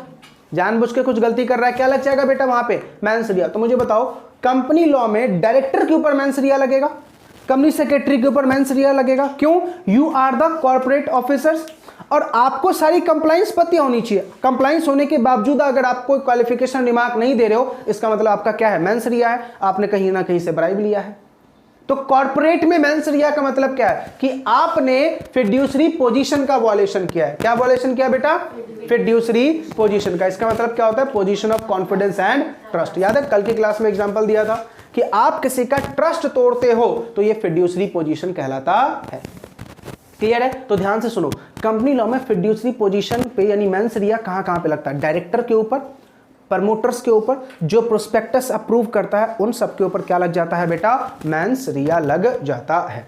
याद रह गई इतनी बातें? समझ में आ गया पक्का? चलिए बेटा अब आते हैं, अब सीखेंगे how to do the crime. ये देखिए आपके नोट्स में लिखा हुआ है, कहां पे? पहले पेज पे होगा बेटा, स्टेजेस ऑफ क्राइम करके लिखा हुआ है ना? अब हम बेटा क्राइम करना सीखते हैं, कैसे क्राइम किया जाता है। सिर्फ सीखना है बेटा, करना नहीं है। और करना तो मेरा नाम तो कभी मत लेना कि अमित सर ने सिखाया था। तो बेटा हम बात कर रहे हैं स्टेज ऑफ क्राइम की। बहुत इंपॉर्टेंट, बहुत ज्यादा केस स्टडी बेटा इसके ऊपर आएगा। Stage of crime. Stage of crime में सबसे पहला होता है बेटा मोटिव। स्टेज ऑफ क्राइम में सबसे पहला क्या होता है? मोटिव। पहले मुझे आना चाहिए ना अंदर से इच्छाएं कि भाई मुझे किसी का मर्डर करना है, ठीक है? तो पहले क्या होना चाहिए? मोटिव। मोटिव क्लियर होना चाहिए। उसके बाद बताओ, मैंने ये सोच लिया कि मुझे मर्डर करना है, क्या ये क्राइम है? नहीं ना। इसके बाद क्या करूंगा? Second step, preparation. क्या करूंगा बेटा? मैं प्रेपरेशन करूंगा। और तीसरा बेटा मैं क्या करूंगा? कंडक्ट। तो पहले क्या होगा बेटा? मोटिव, फिर क्या होगा? प्रिपरेशन, और फिर क्या होगा बेटा? कंडक्ट। चलो अगर मान लो मैंने ऐसा सोचा है कि आज तो मैं परिणीत का मर्डर करूंगा, ये क्या है? Only motive. अब इसके लिए क्या करना पड़ेगा? प्लानिंग। नाइफ से मारूं या बंदूक से मारूं, साइलेंसर का इस्तेमाल करूं या ना करूं, करेक्ट है? ठीक है। अब मान लो ये किसी हॉस्टल में रहता है, तो बता करूँ कौन से हॉस्टल में रहता है, कौन से फ्लोर पे रहता है। मान लो 6 फ्लोर पे रह रहा है, तो मैं तो भाई जो एंट्री करूंगा तो वहाँ पे बुक में ये तो लिख के नहीं जाऊंगा ना कि मैं 6ठे फ्लोर पे जा रहा हूँ मर्डर करने के लिए। तो मैं कभी ना कभी बेटा बैक डोर से ही जाऊंगा। तो उसके लिए मैंने डी-मार्ट गया, रस्सी खरीद के लाया, ठीक है। और फिर रस्सी के साथ साथ टॉर्च भी खरीदा, पहले देख लूंगा चेहरा यही है कि नहीं है, ऐसा नहीं किसी और का ही और किसी और का मर्डर ना हो जाए, ठीक है। तो एक बात मुझे बताओ, ये सारी जो हरकतें मैं कर रहा हूँ ये सब क्या है? प्रिपरेशन। लेकिन बताओ क्या मैंने अभी तक मर्डर किया?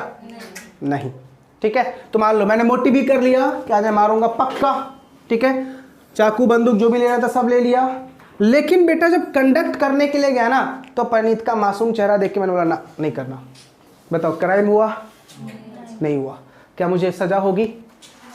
नहीं होगी सर, क्योंकि अभी तक सिर्फ मैंने क्या किया था? मोटिव किया था, प्रिपरेशन किया था, लेकिन कंडक्ट मैंने किया ही नहीं। तो बेटा ये क्राइम की डेफिनेशन में नहीं आएगा, करेक्ट है। लेकिन कुछ चीजें ऐसी है जहां पे सोचना ही तेरा गलत है, सोचना ही तेरा गलत है। ऐसा तो सोच भी रहा है ना बेटा, तो किसकी डेफिनेशन में आ जाएगा? क्राइम की डेफिनेशन में आ जाएगा, ठीक है। साक्षी ने आज सोच लिया है कि आज मैं अपनी फ्रेंड का तो पक्का गैंग पक्का बजाना है, कुछ भी हो जाए। माइंड में चल रहा है ना बेटा, ओनली माइंड में चल रहा है, इट्स अ मोटिव। अभी तक मैंने प्रिपरेशन तो बिल्कुल भी नहीं किया है, तो बोला no it's not a crime. लेकिन मैं क्या बोल रहा हूं, अभी तेरा सोचना ही क्या है बेटा? क्राइम। आप सोच के बताओ ऐसा कब होगा जहां पे मेरा सोचना ही क्राइम होगा? ऐसा कब होगा जहां पे मेरा सोचना ही क्राइम होगा बेटा? जल्दी बताओ। जब अथॉरिटीज को पता चल जाए। अरे ऐसा कब होगा जब मेरा सोचना ही क्राइम होगा? ध्यान से सुनो बेटा, एक्सेप्शंस बता रहा हूं। मोटिव के क्या पढ़ रहे हैं बेटा? एक्सेप्शन। हमने क्या बोला? सोचा तो वो क्राइम नहीं है, लेकिन अभी क्या पढ़ रहे हैं? एक्सेप्शन, जहां पे वो क्राइम है, जहां पे वो क्राइम है। तो एक इंसान तो बेटा पहले ही होगा। सबसे पहला लिखो, वॉर अगेंस्ट गवर्नमेंट। समझा? गवर्नमेंट क्या बोल रहे हैं? भाई मेरे अगेंस्ट सोचना ही तेरा क्या है? क्राइम है। बाकी लोगों के अगेंस्ट जब तक तू करेगा नहीं तब तक क्राइम नहीं है। लेकिन हमारे अगेंस्ट अगर तुमने सिर्फ प्लानिंग भी कर रखी है ना, तो ये क्या है बेटा? क्राइम है, ठीक है। दूसरा, गवर्नमेंट कॉइन्स या फिर स्टैंप की डुप्लीकेट बनाना। जैसे गवर्नमेंट स्टैंप पेपर होता है ना बेटा, उसका डुप्लीकेट बना के रखना, करेंसी के डुप्लीकेट निकाल देना, ये क्राइम है। अब मैंने अभी तक निकाला नहीं, परिणीत ने प्रिंटर लाया, बोला सोचा छापूंगा रात में, ठीक है। प्रिंटर लाया लेकिन छापा नहीं अभी तक। बोला सर ये तो मैंने लाया ना। बेटा तेरा लाना ही गलत था, तेरा लाना ही गलत था, ये क्राइम है। नेक्स्ट बेटा, फॉल्स वेट, फॉल्स वेट या फिर डाका। डाका डालना समझते हो? डकैती, ठीक है ना, गन पॉइंट पे। बोला तेरा ये सोचना ही। वो अब हमने क्या बोला? अच्छा मुझे बताओ डाका जनरली डालते कैसे? जनरली ये डाकू लोग आते हैं, घोड़े पे आते हैं। तो मुझे बताओ परिणीत क्या बोला? सर अभी मैंने तो घोड़ा खरीदा ही है, ठीक है। अब डाका में भाई प्रिपरेशन क्या होगी? भाई घोड़ा खरीदना, घोड़े को दाने मैंने खिला के तैयार करना। बोला सर अभी तो मैं वही सब काम कर रहा हूँ, अभी मैंने प्लानिंग थोड़ी की है। बोला बेटा किया ना तूने, सोचा ना कि डाका डालना है, ये क्या है? क्राइम है। आ रही है बातें समझ में? तो 4 चीजें क्या है बेटा? मोटिव के एक्सेप्शन लिख लो, एक्सेप्शन ऑफ मोटिव, 4 चीजें डाल दो बेटा।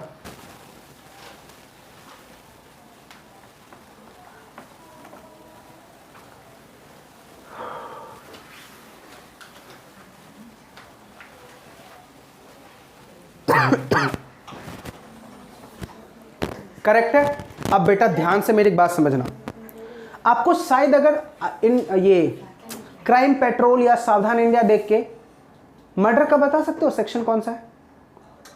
एक होता है अटेम्प्ट टू मर्डर और एक होता है मर्डर। दोनों की सजा पता कहां मिलती है? लिख लो, अटेम्प्ट टू मर्डर मिलता है बेटा 307 में और मर्डर की सजा मिलती है 302 में। सेक्शन 307 में अटेम्प्ट टू मर्डर है और 302 में बेटा मर्डर की सजा है। सेक्शन 307 में 307 में अटेम्प्ट टू मर्डर है और 302 में मर्डर है।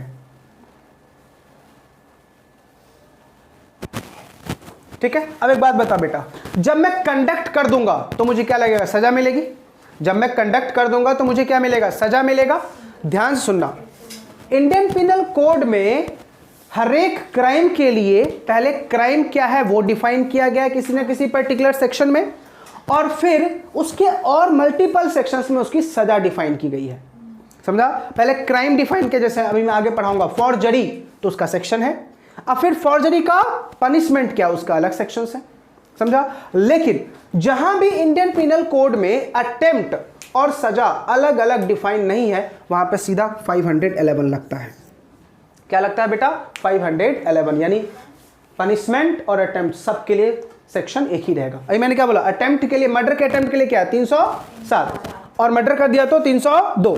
लेकिन क्या बोल रहा हूं, जहां पे ऐसा बाइफर्केशन नहीं है पूरी इंडियन पिनल कोड में, अटेम्प्ट का या फिर फाइन का सेक्शन अलग अलग नहीं है, तो वहां पे सीधा क्या लगेगा? 511। ये सेक्शन तो सीधा रट्टा मार दो बेटा, क्या लगेगा? 511। आई बातें समझ में? पक्का?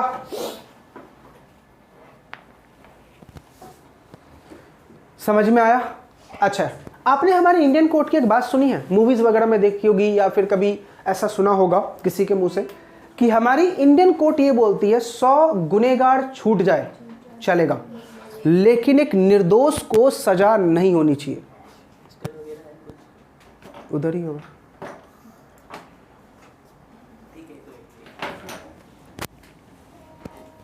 सौ गुनहगार छूट जाए चलेगा, लेकिन एक निर्दोष को फांसी नहीं होनी चाहिए। ठीक है, अब मैं आपको एक इंसिडेंस बताता हूं, आप मुझे बताना कि इस इंसिडेंस में सजा मिलेगी या नहीं मिलेगी। करेक्ट है? सोच के बताना। फिर मैं आपको एक सेंटेंस बताऊंगा। पहले ये बताओ, मोटिव, प्रिपरेशन, ये सब समझ में आ गया? आप सबको पता है बेटा मैं बुक लिखता हूं, तो मान लो मैंने अपनी एक बुक लिखी। ठीक है, मैंने क्या लिखी बेटा? अपनी एक बुक लिखी। इस बुक के ऊपर मेरा क्या है बेटा? कॉपीराइट है। कॉपीराइट का मतलब क्या होता है? कोई भी इस बुक की कंटेंट को कॉपी नहीं कर सकता। अब मुझे बताओ, बुक तो सब लिखेंगे, सब 304 सेक्शन ही लिखेंगे। अब मुझे बताओ, सेक्शन तो सेम रहेगा, लेकिन सेक्शन को एक्सप्रेस करने का तरीका अलग होगा। तो मुझे कॉपीराइट किस पे मिलता है?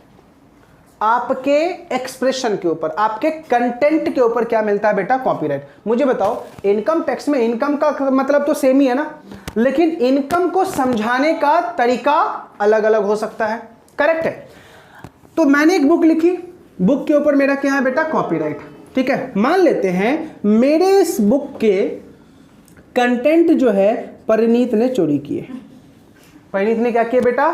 चोरी किए। मेरे बुक के कंटेंट क्या किए बेटा? इसने चोरी किए। ठीक है, और अपनी बुक निकाल के सेल कर रहा है। अपनी बुक निकाल के क्या कर रहा है बेटा? सेल कर रहा है। एक दिन किसी बच्चे ने मुझे परिणीत की बुक ला के दी, मैंने देखा इसमें तो सारे के सारे मेरे ही बनाए गए चार्ट्स हैं, मेरे ही बनाए गए लिखे गए वर्ड सारे लिखे गए हैं। ठीक है, तो मैंने परिणीत को कॉल किया, तो मैंने बोला परिणीत आपने मेरी बुक के कंटेंट, तो इसने मेरी कुछ तारीफ कर दी, अमित सर मैं तो आपको बहुत दिनों से फॉलो कर रहा हूँ वगैरह वगैरह वगैरह। ठीक है, मैं थोड़ा लाइट में आ गया। ठीक है, फिर मैंने बोला ठीक है बेटा एक बार आ तो सही मिलने के लिए। ठीक है, मिलने के लिए आया तो पैर वैर छुए, एकदम पूरी तारीफ, इतनी तारीफ की, इतनी पुलो बांध दी ना। इसके बाद क्या बोला कि अमित सर देखो, चलो ठीक है, मैं आपका ये कांड जो है ना, जो ये क्राइम कर रहा हूँ, मैं पिछले 1 सालों से कर रहा हूँ। ठीक है, और इस 1 साल में मैंने टोटल 10 करोड़ कमाए हैं। 1 साल में 10 करोड़ कमाए हैं। ठीक है, मैं ऐसा करता हूं 10 करोड़ में से 60% आपको दे देता हूं। ठीक है, इसने फटाफट मुझे 6 करोड़ का चेक साइन करके दे दिया। 6 करोड़ का चेक साइन करके दे दिया। ठीक है, और फिर वहां पे चलता हूं सर, आज के बाद से मैं आपकी कंटेंट चोरी नहीं करूंगा, मैं खुद का कंटेंट वगैरह बनाऊंगा। निकल गया। ठीक है, अब मैंने ही बेटा इसके अगेंस्ट कोई एक्शन लिए नहीं, 6 करोड़ मिल गए मुझे। ठीक, अब हुआ क्या, मैं इस 6 करोड़ के चेक को लेके गया बैंक में, चेक बाउंस।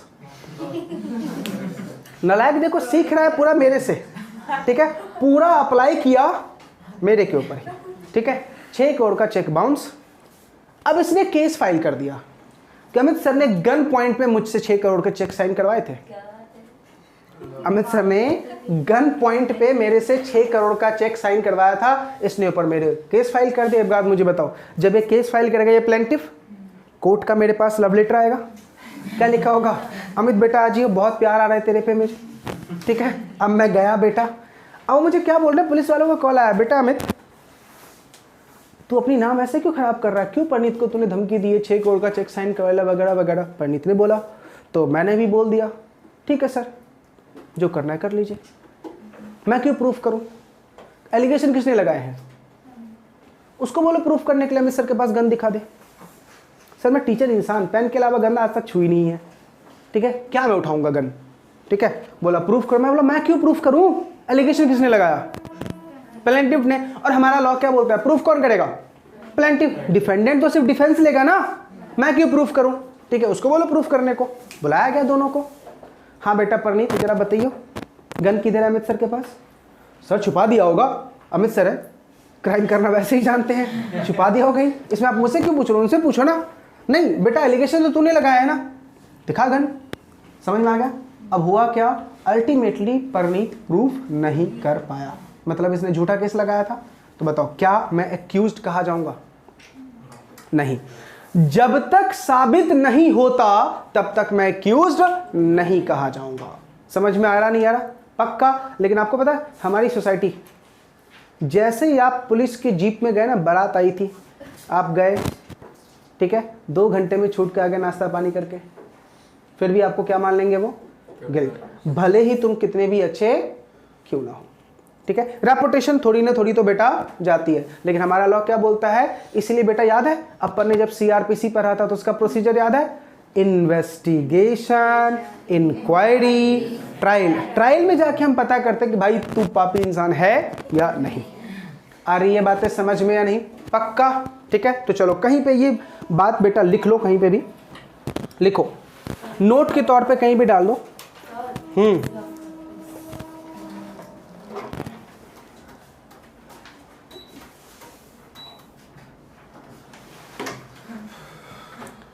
29 कर दिया। परिधि बेटा जरा खड़े हो जाओ और उसको सीधा नीचे कर दो, फ्लैप को, फ्लैप फ्लैप फ्लैप फ्लैप, हाँ नीचे करो बस।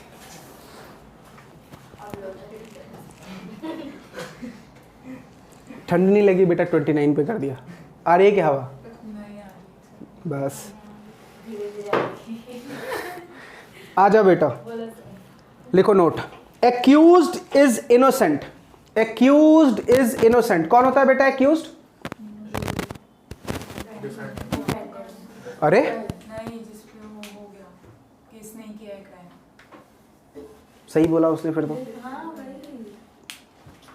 लिखो accused is innocent till he is proven guilt. Till he is proven guilt by कौन? बाय प्लेंटिफ या फिर प्रोसिक्यूशन।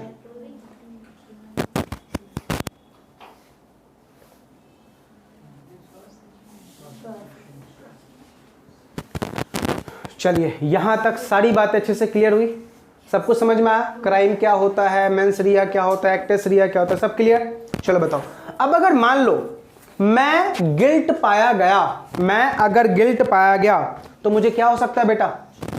पनिशमेंट। अब मुझे बताओ जनरली पनिशमेंट किस तौर पे होती है?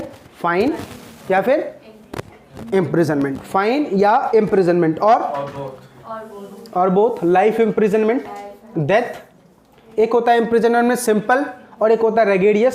सिंपल मतलब छोड़ दिया जाएगा, रेगेडियस मतलब आपसे वर्क भी करवाए जाएंगे। आ रही है बातें समझ में? तो ये जस्ट मैंने का आइडिया दिया है कि इंडियन पिनल कोड में फाइन या पनिशमेंट कैसे कैसे डिफाइन है, ठीक है। चलिए अब आते हैं बेटा, पनिशमेंट हो गया तो देखो मैंने आपको कौन कौन से पेज पढ़ा दिए। सेक्शन पेज नंबर 174 हमने पूरा पढ़ लिया, पेज नंबर 175 पूरा पढ़ लिया हमने, पेज नंबर 176 में क्रिमिनल मिस एप्रोप्रिएशन से पहले पहले हमने बेटा पूरा पढ़ लिया। अब मैं आपको जो बातें बोल रहा हूँ सीधा उस पेज पे आ जाओ, पेज नंबर 183 क्रिमिनल कॉन्स्पिरेसी करके आपको दिखेगा।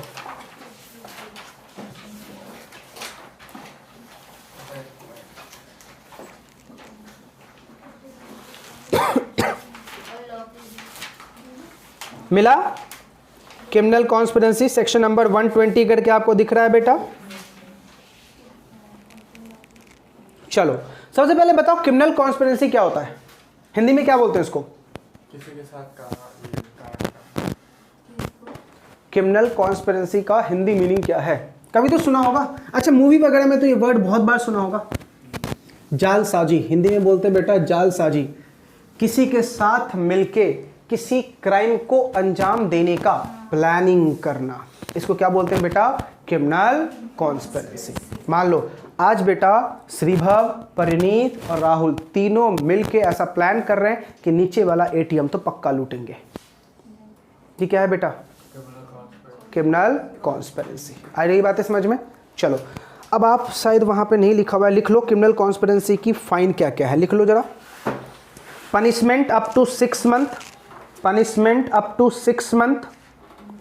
हाँ बेटा लिखा हुआ है, नेक्स्ट पेज पे आ जा, लिखा हुआ है 120B में क्या लिखा हुआ है? 6 मंथ लिखा हुआ, पनिशमेंट अप टू 6 मंथ और फाइन और बोथ लिखा हुआ है। लेकिन उसमें देखो नीचे क्या लिखा हुआ है? The punishment of criminal conspiracy is more severe if the agreement is one two commit a serious offence. कौन सा ऑफेंस बेटा? सीरियस। तो बताओ कौन सा हो गया? कॉग्निजेबल हो गया ना। तो वहां पे देखो क्या लिखा हुआ है? मोर देन 2 ईयर्स तक का रेगुलर इंप्रिजनमेंट हो सकता है, या लाइफ हो सकता है, या फिर डेथ भी हो सकता है। तो इसे 2 पार्ट में याद रखो बेटा। इसको सिंपल याद क्या रखना है? क्रिमिनल कॉन्स्पिरेंसी का मतलब क्या है? जालसाजी। आपने किसी चीज की प्लानिंग की है बहुत सारे लोगों के साथ मिलके, इसको हम क्या बोलते हैं बेटा? Criminal conspiracy. मतलब तुम्हारा माइंड ही क्रिमिनल की तरह सोच रहा है। करेक्ट है। अब अगर अभी बताओ, अभी मैंने बोला था ना क्राइम के कुछ एक्सेप्शंस हैं जहां पे तेरा मोटिव मैं नहीं देखूंगा, जहां पे तेरा मोटिव मैं नहीं देखूंगा। बेस्ट एग्जांपल देता हूं बेटा, मान लो आरिका ओबामा जी की सेक्रेटरी, मान लेते हैं ऐसे ओबामा भी प्रेसिडेंट हैं, ठीक है, ये उनकी सेक्रेटरी, और जया इंडिया में मोदी जी की सेक्रेटरी, ठीक है। एक दिन आरिका को ओबामा जी ने बुलाया और बोला, आरिका मुझे इंडिया की कुछ खुफिया बातें की जानकारी चाहिए, ठीक है। एक बात मुझे बताओ, आरिका को ये जानकारी कहाँ से मिलेगी? ऑब्वियसली सी बात है भाई, किसी गवर्नमेंटल ऑफिशियल के डिपार्टमेंट से। अब मुझे बताओ कौन है? दोनों फ्रेंड। अब आरिका ने बोला ओबामा जी को, ठीक है सर, आप मुझे क्या दोगे ये बताओ। तो आरिका से पूछा, आरिका अपना बैंक अकाउंट देना। 5 मिनट के अंदर अंदर में $3000 आ गए, सॉरी 3000 बोल रहा हूँ, 3000 करोड़ पैसे आ गए इसके अकाउंट में, ठीक है। अब इसने फटाफट बेटा जया को कॉल लगाया, बोला जया ऐसे ऐसे कुछ बातें हैं। तो बोला ठीक है ना, ओबामा से तूने कितने लिए? 3000, ठीक है, 50% इधर भेज, दे दिया। और जया ने वो बातें लीक कर दी। एक बात बताओ, क्या ये क्रिमिनल कॉन्स्पिरेंसी है? यस। क्यों?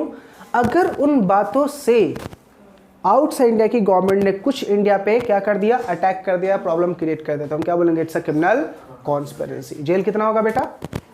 6 मंथ, ठीक है, और फाइन और भी तो। अच्छा एक चीज और खास याद रखना, इंडियन पिनल कोड में जेल तो आपको दिखेगा कि 2 साल होगा, 3 साल होगा, 4 साल होगा, लेकिन फाइन नहीं दिखता, सीधा लिखा होता है फाइन। पता है क्यों? क्योंकि तेरे कांड के बड़े और छोटे के ऊपर डिपेंड करता है तेरा फाइन, कितना फाइन हम तुम्हारे ऊपर लगाए, इसलिए बेटा सिर्फ लिखा होता है क्या? फाइन, ठीक है। लेकिन बताओ क्रिमिनल कॉन्स्पिरेंसी में अगर किस टाइप का क्राइम हो गया? क्रिमिनल नेचर का, तो लॉ में करने क्या बोला? फिर क्या लगा दूंगा? डेथ भी हो सकता है, रेगुलर इंप्रिजनमेंट भी हो सकता है, और 2 साल से ज्यादा का जेल भी मैं तुझे दे सकता हूं। टॉपिक इजी था, तो सीधा क्या याद रखना बेटा? क्रिमिनल कॉन्स्पिरेंसी का मतलब क्या होता है? जालसाजी। क्रिमिनल कॉन्स्पिरेंसी का मतलब क्या होता है बेटा? जालसाजी। आ रही है बातें समझ में या नहीं? पक्का याद होगी ये सारी बातें? चलो उसके बाद अगर आप अपने नोट्स में देखोगे तो आपके नोट्स में बेटा लिखा हुआ है ब्रीच ऑफ ट्रस्ट, उस पे नहीं आना, चीटिंग पे आ जाओ पहले। चीटिंग दिख रहा है? चीटिंग नेक्स्ट पेज पे बेटा चीटिंग लिखा हुआ है, सेक्शन नंबर 415 से लेके 420, 415 से लेके 420 किसका सेक्शन है बेटा? चीटिंग का सेक्शन है, ठीक है। अब हम बेटा इसके क्या पढ़ेंगे? सबसे पहले चीटिंग किसको बोलते हैं, और फिर पढ़ेंगे चीटिंग का पनिशमेंट कितना होगा। चलो पहले आप लोगों से जरा जानूं, what is the meaning of cheating? बताओ। साक्षी बोल रही है सर चीटिंग मीन्स चीटिंग। बताओ, आप बताओ, चीटिंग का मतलब आप क्या समझते हो, अपनी नॉर्मल लाइफ में क्या बोलते हो? अच्छा बताओ, डिसीव का मतलब क्या होता है? डिसीव धोखा देना, उल्लू बनाना किसी को, ठीक है। तो लॉ मेकर ने क्या बोला? चीटिंग का सबसे पहला एसेंशियल एलिमेंट ही क्या है? डिसीव। सबसे पहला एसेंशियल एलिमेंट ही क्या है बेटा? डिसीव। किसी को आप क्या दे रहे हो? धोखा दे रहे हो, ठीक है। तो लिख लो बेटा, चीटिंग का सबसे पहला एसेंशियल एलिमेंट क्या है? डिसीव, ठीक है। Deceive the person plus induce the person, deceive the person plus induce the person, ठीक है। डिसीव दे रहे हो या इंड्यूस कर रहे हो, किस चीज के लिए बेटा? लिख लो, to deliver the property, to deliver the property, to retain the property, to retain the property और टू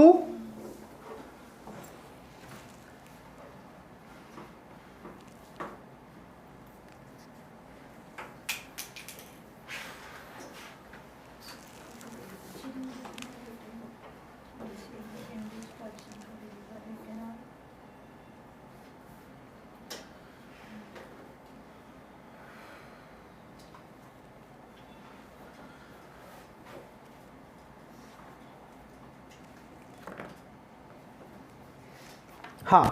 तो मैंने क्या बोला बेटा? तुम डिसीव कर रहे हो या इंड्यूस कर रहे हो, किस चीज का? प्रॉपर्टी का या किसी पर्सन को, तो हम क्या बोलेंगे? It's a cheating. क्या बोलेंगे? इट्स अ चीटिंग, ठीक है। चलो आपके नोट्स में देखो, सेक्शन में क्या लिखा हुआ है, सेक्शन 415 दिख रहा, क्या लिखा हुआ है? Section 415 provides that bye delivering any person fraudulently or dishonestly induce the person to deceive to deliver any property to any person or to the consent that any person shall retain any property or intentionally induce the person so deceive to do or omit to anything which he would not to do or omit if were not so deceived। देखो ध्यान से नालायकों ने क्या क्या लिखा है, ये गंदगी। मुझे बताओ, पूरी कहानी चल रही है भाई, सिंपल एक वर्ड में एक्सप्लेन कर दो ना। डिसीव, चीटिंग का मतलब क्या होता है? किसी को डिसीव करना, किसको? किसी पर्सन को या किसी पर्सन की प्रॉपर्टी को अपने नाम पे करवा लेना विदाउट गिविंग द कंसेंट, इसको हम क्या बोलते हैं बेटा? डिसीव, ठीक है। चलो अब फटाफट से बेटा डिसीव की पनिशमेंट देखो। आपको डिसीव में मेरे नोट्स में आपको क्या लिख रहा है बेटा? सेक्शन 415 दिखा, 416 नहीं दिख रहा ना? सेक्शन 416 आपको नहीं दिख रहा, 417 दिख रहा। अच्छा 417 में फाइन देखो लिखा हुआ है, पनिशमेंट क्या लिखा हुआ है? 1 ईयर और फाइन और बोथ, 1 ईयर और फाइन और बोथ। नीचे लिखो सेक्शन 416 अप टू 3 ईयर्स, 416 में लिखो अप टू 3 ईयर्स और फाइन और बोथ,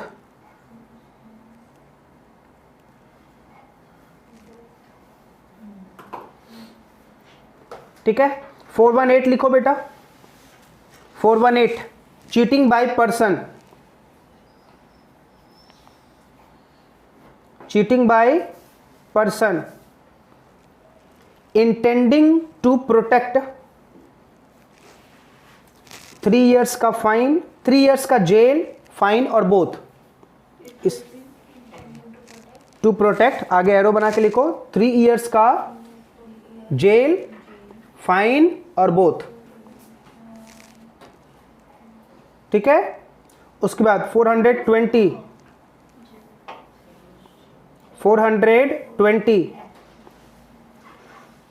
चीटिंग एंड डिसऑनेस्टली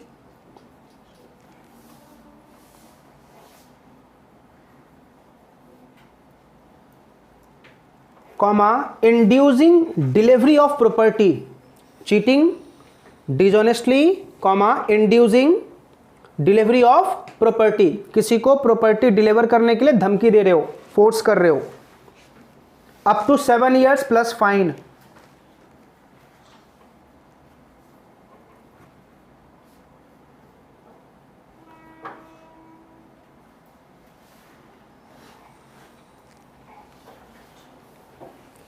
ठीक है, तो देखो मैंने क्या बोला बेटा, चीटिंग का मतलब क्या होता है, किसी को धोखा देना, किसी की प्रॉपर्टी के साथ नेग्लिजेंस करना, ये किसकी डेफिनेशन में आता है, चीटिंग की डेफिनेशन में आता है। तो ध्यान से सुनो, चीटिंग के 4 पनिशमेंट है बेटा, कौन कौन से। सबसे पहला हमने क्या बोला कि नॉर्मली कितना है बेटा, 1 साल तक का जेल है, फाइन है और बोथ है। 1 साल तक का जेल है, फाइन है और बोथ है। 416 क्या बोल रहा था, कितना है बेटा, 3 साल तक का फाइन और बोथ। ऐसा पता कब होता है, जब प्रॉपर्टी के साथ छेड़खानी करते हो, किसके साथ, प्रॉपर्टी के साथ।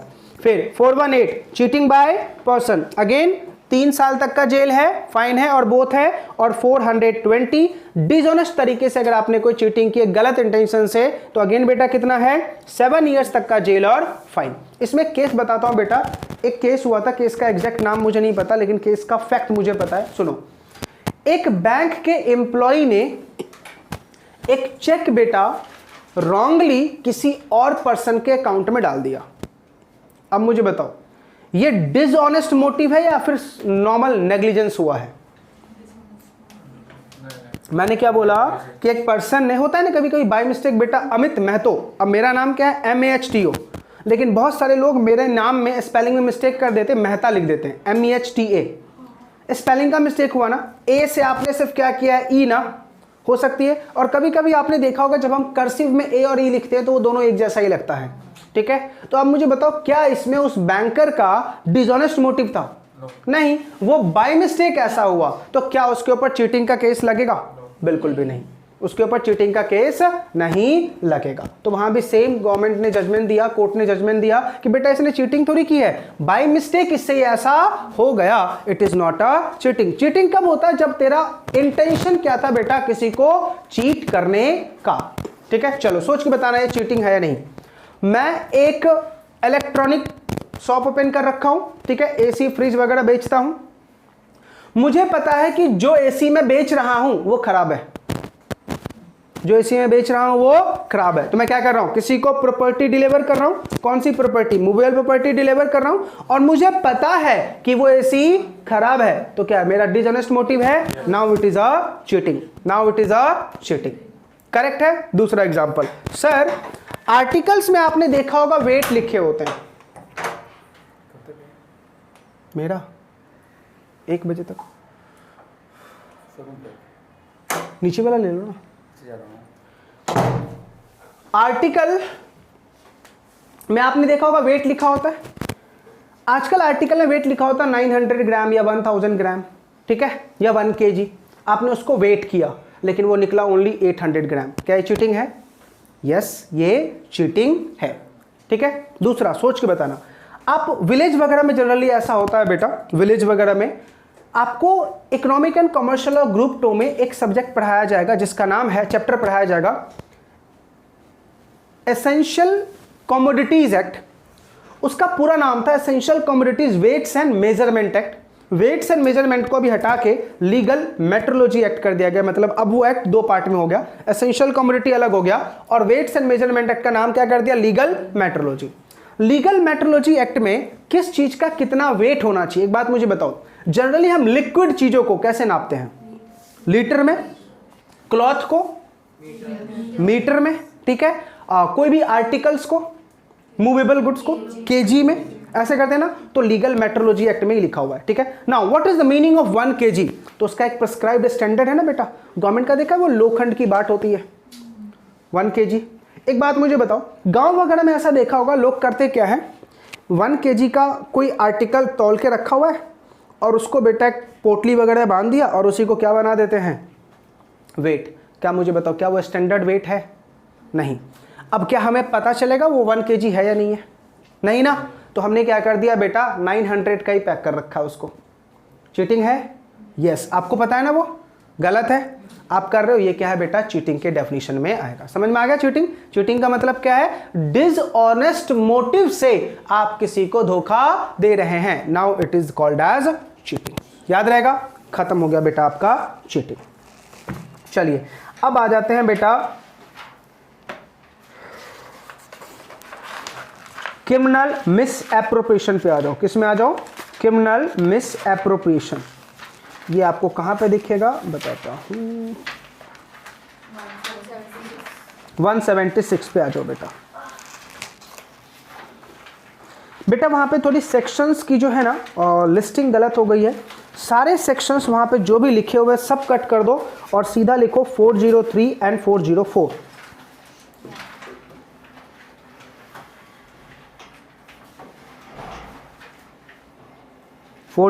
एंड 404 पेज नंबर 176 में बहुत सारे सेक्शन दिख रहे हैं आपको, 303, 378, 462, 304।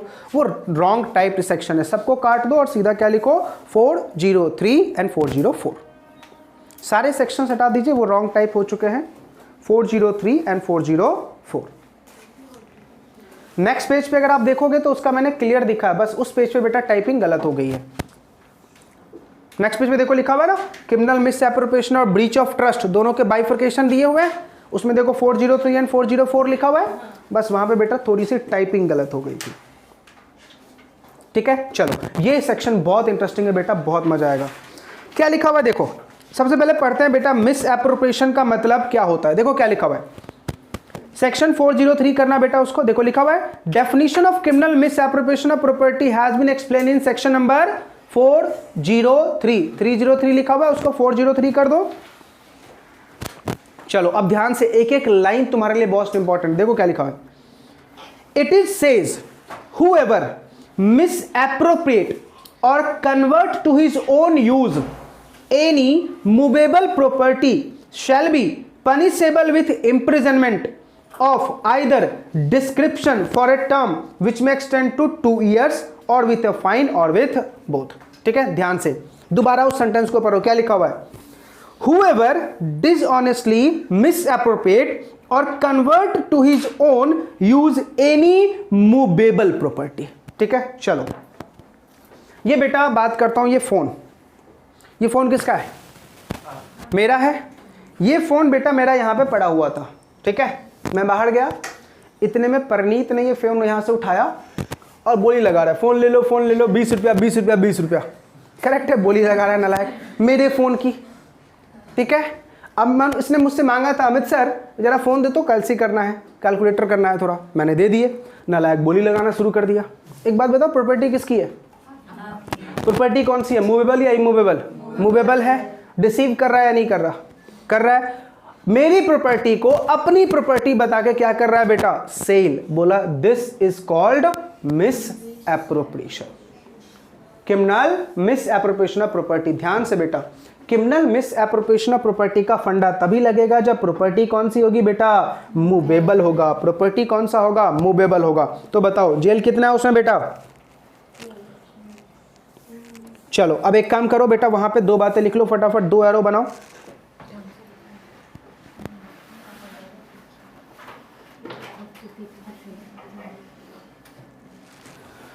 लिखो आफ्टर डेथ, आफ्टर डेथ, ऐसे हेडिंग बनाओ पहले। लिखो property is disposed, property is disposed after death, property is disposed after death. यानी मेरी प्रॉपर्टी को मेरे मरने के बाद तुम क्या कर रहे हो बेटा, डिस्पोज ऑफ कर रहे हो। ठीक है, इसके 2 एरो बनाओ। पहले में लिखो offender is unknown, offender is unknown, offender is unknown. और दूसरे में लिखो offender is known, offender is known. जिसने गलती की है बेटा, हाँ। तो ऑफेंडर इज नोन के नीचे लिखो 7 इयर्स तक का जेल, और ऑफेंडर अननोन के नीचे लिखो 3 इयर्स तक का जेल। ऑफेंडर अननोन है तो 3 इयर्स तक का, और ऑफेंडर नोन है तो 7 इयर्स तक का जेल। ठीक है, चलो अब सुनने पे ध्यान दो। मान लो परिणीत मेरा एम्प्लॉई, करेक्ट है। परिणीत को मैंने एक स्कूटर या बाइक दिया था कि तुम आना जाना इसी से। उसको पता है ना ये प्रॉपर्टी मेरी है, ये प्रॉपर्टी मेरी है। ठीक है, अब वो क्या कर रहा है, मेरी प्रॉपर्टी को डिसऑनेस्ट मोटिव से सेल करके क्या कर रहा है, पैसे कमा रहा है। तो मुझे बताओ क्या वो मेरा नोन पर्सन है? यस, मुझे जानता है, मैं उसको जानता हूं, तो लॉमेकर ने क्या बोला, कितने साल तक की जेल हो सकती है? 7 ईयर्स की। ठीक है, लेकिन मान लो मेरा फोन जया को मिला, क्या वो मेरे लिए नोन है? नहीं। लेकिन क्या प्रॉपर्टी उसकी है? नहीं ना। अब अगर उसको वो सेल करती है डिसऑनेस्ट मोटिव से, तो क्या कहलाएगा वो? 3 ईयर्स तक का। याद रहेगा, इसी को क्या बोलते हैं बेटा? Criminal miss appropriation. यानी आपका माइंड क्या था बेटा? क्रिमिनल। क्यों? क्योंकि आप जानबूझ के ऐसा कर रहे हो, आप जानबूझ के ऐसा कर रहे हो। और याद रखना 403 और 404 तभी लगेगा जब प्रॉपर्टी क्या होनी चाहिए बेटा? मूवेबल। अगर प्रॉपर्टी इमूवेबल है तो 403 और 404 नहीं लगेगा। 403 एंड 404 तभी लगेगा जब क्या होगा बेटा? क्रिमिनल मिस एप्रोप्रिएशन होगा। किसके, कौन सी प्रॉपर्टी के रिगार्डिंग? मूवेबल प्रॉपर्टी के रिगार्डिंग। ठीक है, चलिए सोच के आंसर देना, ये क्रिमिनल मिस एप्रोप्रिएशन है या नहीं। ठीक है, परिणीत मुझे जानता है, परिणीत मेरी घर आता है, मैंने अपने घर में लॉ और टैक्सेशन के लिए पूरी एक लाइब्रेरी बना रखी है। ठीक है, परिणीत मेरे घर में आता जाता है। ठीक है, मेरी मम्मी भी परिणीत को पहचानती है। ठीक है, परिणीत आया, आज मैं घर पे नहीं था, परिणीत आया और मेरी मम्मी को बोलता, आंटी मैं सर की लाइब्रेरी यूज़ कर रहा हूँ। ठीक है, मम्मी ने बोला ठीक है बेटा जाओ। ये लाइब्रेरी में गया और वहाँ पे इसको एक नोट्स ज्यूरिस्प्रूडेंस का बहुत अच्छा दिखा। नालायक ने उठाया मेरे से बिना पूछे। करेक्ट है। अब मुझे बताओ क्या मैं उसको जानता हूं? हाँ सर, आप उसको जानते हो। ठीक है, अब अगर मान लो इसने कोई नोट्स उठाया, क्या गलत किया?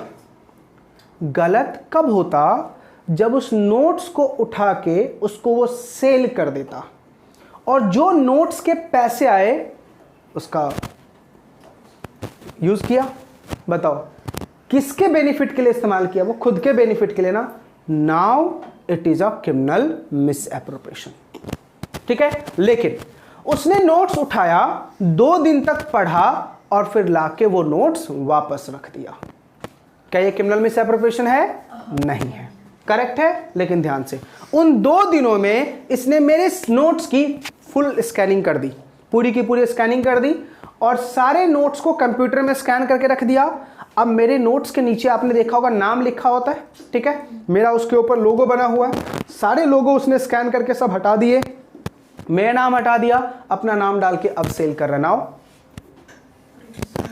Now it is a criminal miss appropriation, क्योंकि वो डिसऑनेस्ट मोटिव सब ऐसा कर रहा है। अब बताओ एग्जाम में फाइंड आउट कर लोगे? सेक्शन 403 और 404 समझ में आ जाएगा। सिंपल याद क्या रखना है? डिसऑनेस्ट मोटिव से आप दूसरे की प्रॉपर्टी को अपने बेनिफिट में एंजॉय करते हो, this is called miss appropriation. कोई दिक्कत बेटा? चलो अब आते हैं बेटा क्रिमिनल ब्रीच ऑफ ट्रस्ट। ये आपको पता है कहां दिखेगा? ब्रीच ऑफ ट्रस्ट आपको दिखेगा पेज नंबर 184 पे।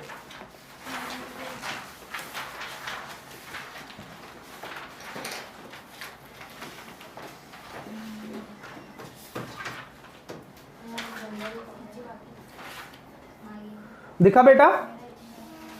क्रिमिनल ब्रीच ऑफ ट्रस्ट दिखा? चलिए अब पहले एक बार ब्रीच ऑफ ट्रस्ट का पूरा सेक्शन लिख लीजिए बेटा। 405,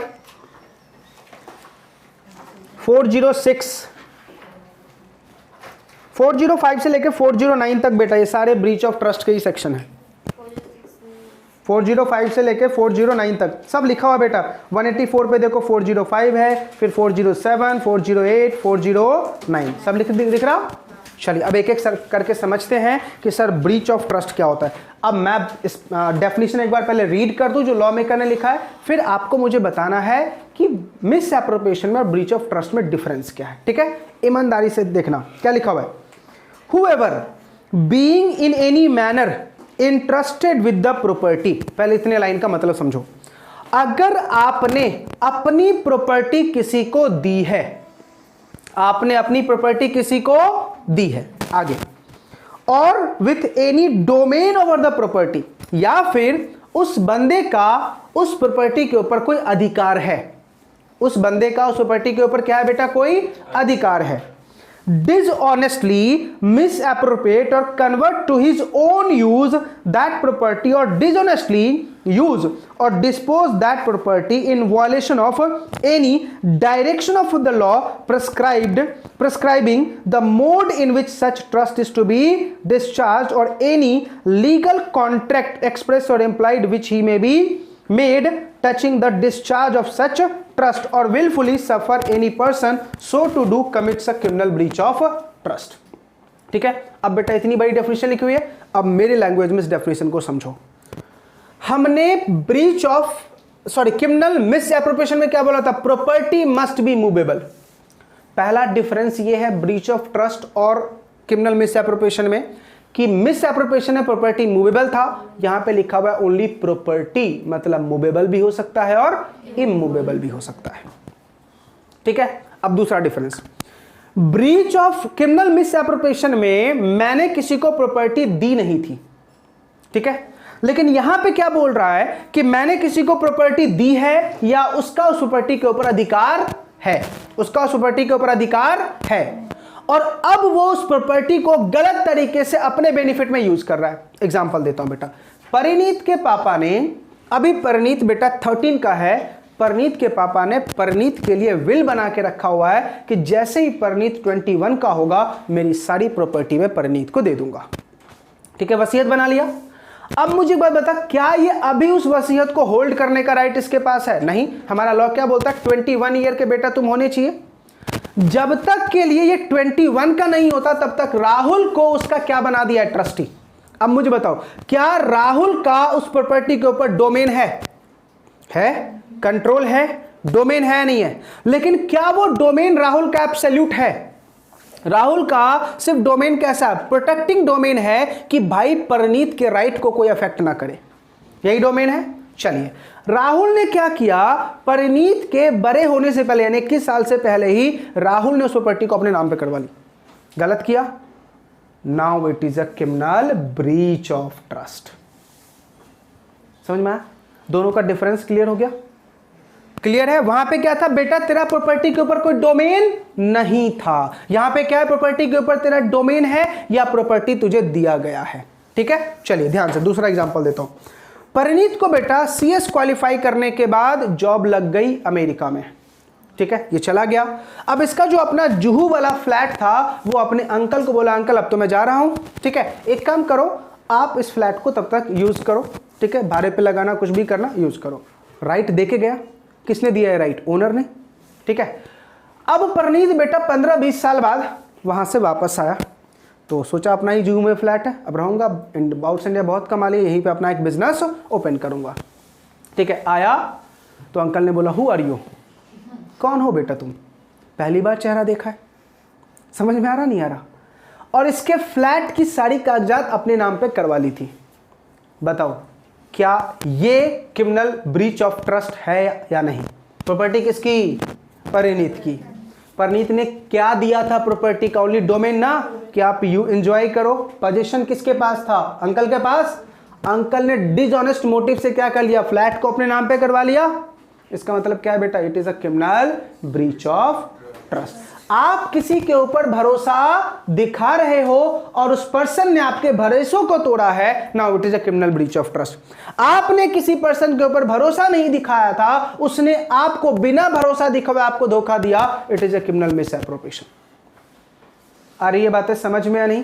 पक्का? जैसे एग्जांपल अब बताना, ये ब्रीच ऑफ ट्रस्ट है या मिस एप्रोप्रिएशन है? मैंने ये मार्कर जया को दिया, मैंने बोला बेटा आज रखो, कल क्लास में पक्का लेके आना. नालायक ने इसको बेचा और पॉपकॉर्न खा गई. बताओ, क्या ये ब्रीच ऑफ ट्रस्ट है या मिस एप्रोप्रिएशन है? क्वेश्चन सुना नहीं ना बेटा? मैंने ये मार्कर जया को दिया, बोला बेटा कल क्लास में लेके आना. ठीक है, आज तुम अपने पास रखो और कल क्लास में लेके आना. इसने क्या किया? सेल करके पैसे कमाए. It's a breach of trust, क्योंकि मैंने ट्रस्ट दिखाया था. फॉर एग्जाम्पल, रिसेंटली पिछली क्लास की बात कर रहा हूं, मैंने साक्षी को बोला, साक्षी बेटा ये नोट्स लेके जाओ, कल बोरी वाली क्लास में नोट्स लेके आना. ठीक है, नालायक आई ही नहीं. ऐसा बोल रहा हूं, example, just example.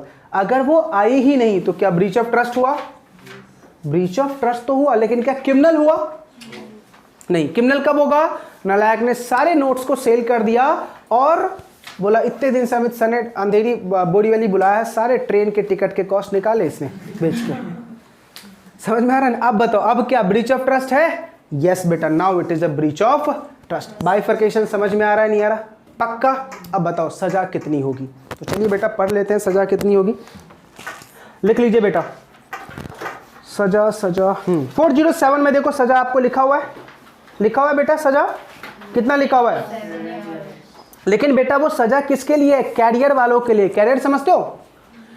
For example साक्षी की सिस्टर रहती है दिल्ली में, उनका बर्थडे था तो साक्षी ने यहां से कोई मोबाइल खरीदा एप्पल का और कुरियर कंपनी को दिया, भाई पहुंचा दियो। कुरियर कंपनी ने मोबाइल ही गुल कर दिए, तो ये फाइन किसके ऊपर लगेगा? उस कुरियर कंपनी के ऊपर। याद रहेगा? अच्छा sir normally criminal breach of trust का फाइन कितना? लिख लो 406 में है बेटा, 3 साल जेल फाइन और बोथ। 3 साल जेल फाइन और बोथ। 406 में बेटा नॉर्मल ब्रीच ऑफ ट्रस्ट, कहीं पे डाल दो 406। नॉर्मल ब्रीच ऑफ ट्रस्ट का फाइन कितना है बेटा? 3 साल का जेल फाइन और बोथ। 3 साल का जेल फाइन और बोथ।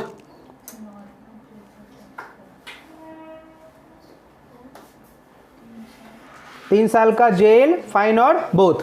ठीक है। अगर कैरियर वाले आपका ट्रस्ट तोड़ते हैं तो कितना है बेटा? 7 इयर्स का जेल और फाइन। अच्छा उसके नीचे देखो, अगर आपका कोई कलर किया सर्वेंट है, अभी बताया था पीछे, 7 साल का जेल, जिसको तुम जानते पहचानते हो ना, 7 साल का जेल और फाइन। ठीक है। और 409 बैंकर या पब्लिक सर्वेंट ने किया है तो 10 साल का जेल और फाइन।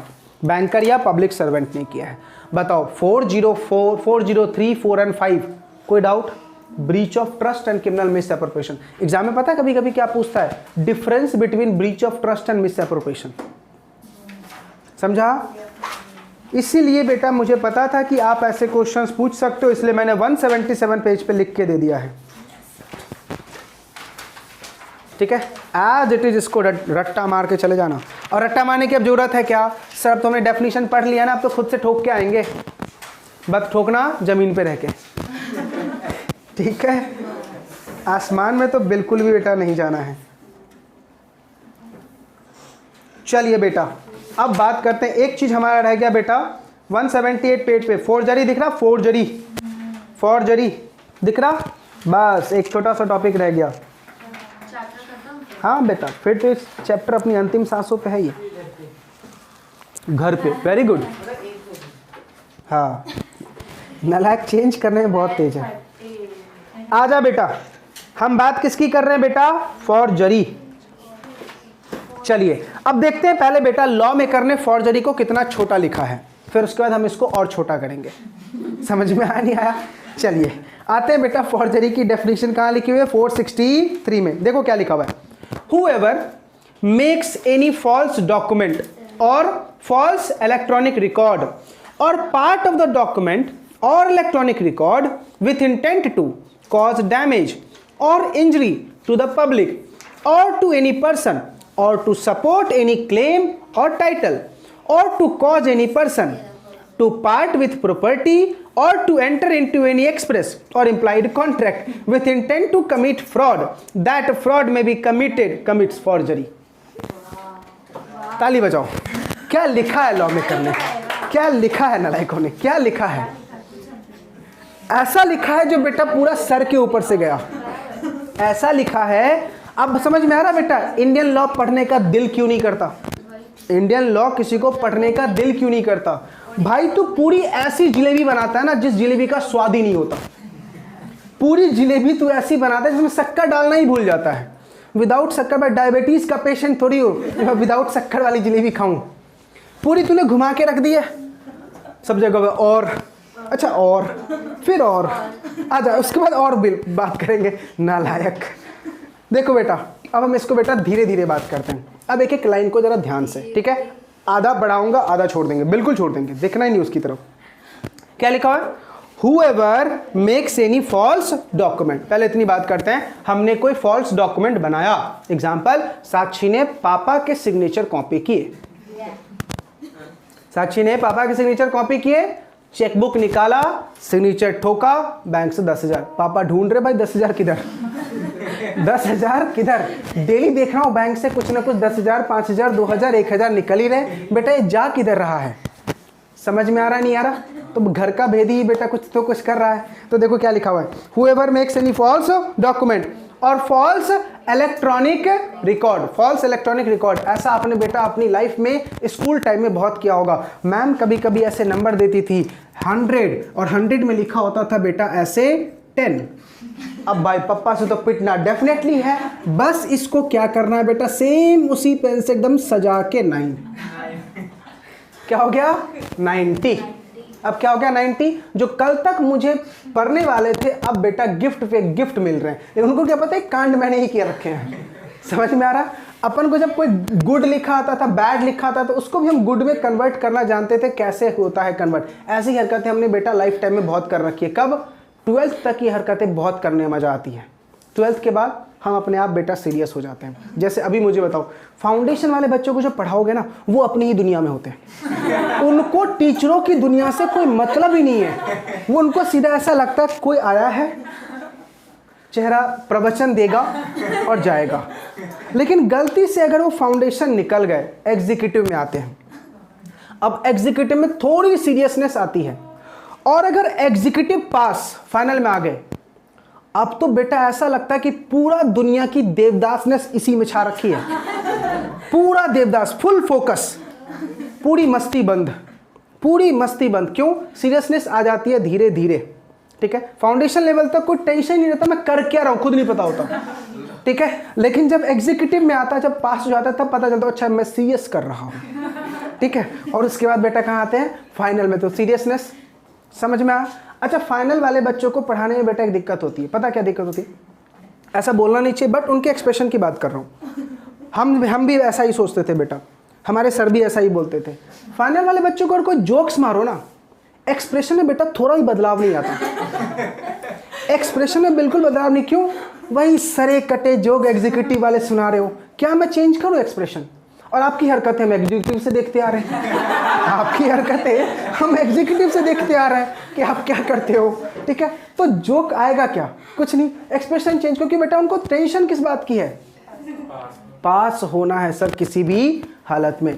तो सारी सीरियसनेस बेटा फाइनल में खत्म हो जाती है। इसलिए बेटा फाइनल में ज़्यादातर या तो लेक्चर ना लो, या तो बच्चे क्या करते हैं, पेन ड्राइव वगैरह खरीदा, घर पे ही बैठ के अपना कर लिया। जब से ये बेटा ऑनलाइन सिस्टम हुआ है तब से तो घर पे ही बैठ के लोग कर लेते हैं। तो अब मैं क्या बोल रहा हूँ कि बेटा अपन पढ़ क्या रहे थे? फॉर्जरी। मैंने क्या बोला? फॉर्जरी का मतलब क्या होता है? मैंने कोई इलेक्ट्रॉनिक रिकॉर्ड या फिर मैंने क्या किया है बेटा, कोई डॉक्यूमेंट फॉल्स बना दिए हैं, इसी को हम क्या बोलते हैं? Forgery. With intent to deceive other, दूसरे को धोखा देने के लिए अगर मैंने कोई डॉक्यूमेंट, तो सिंपल याद रखो, इलेक्ट्रॉनिक रिकॉर्ड का मैंने फॉल्स किया या फिर किसी डॉक्यूमेंट को कन्वर्ट किया, इसको हम क्या बोलते हैं बेटा? फॉर्जरी। ठीक है, ध्यान से याद रखना। डॉक्यूमेंट का केस जब होता है ना तो फॉर्जरी, गुड्स का केस होगा तो फ्रॉड। याद रहेगा, डॉक्यूमेंट का केस होगा तो फॉर्जरी और गुड्स का केस होगा तो फ्रॉड।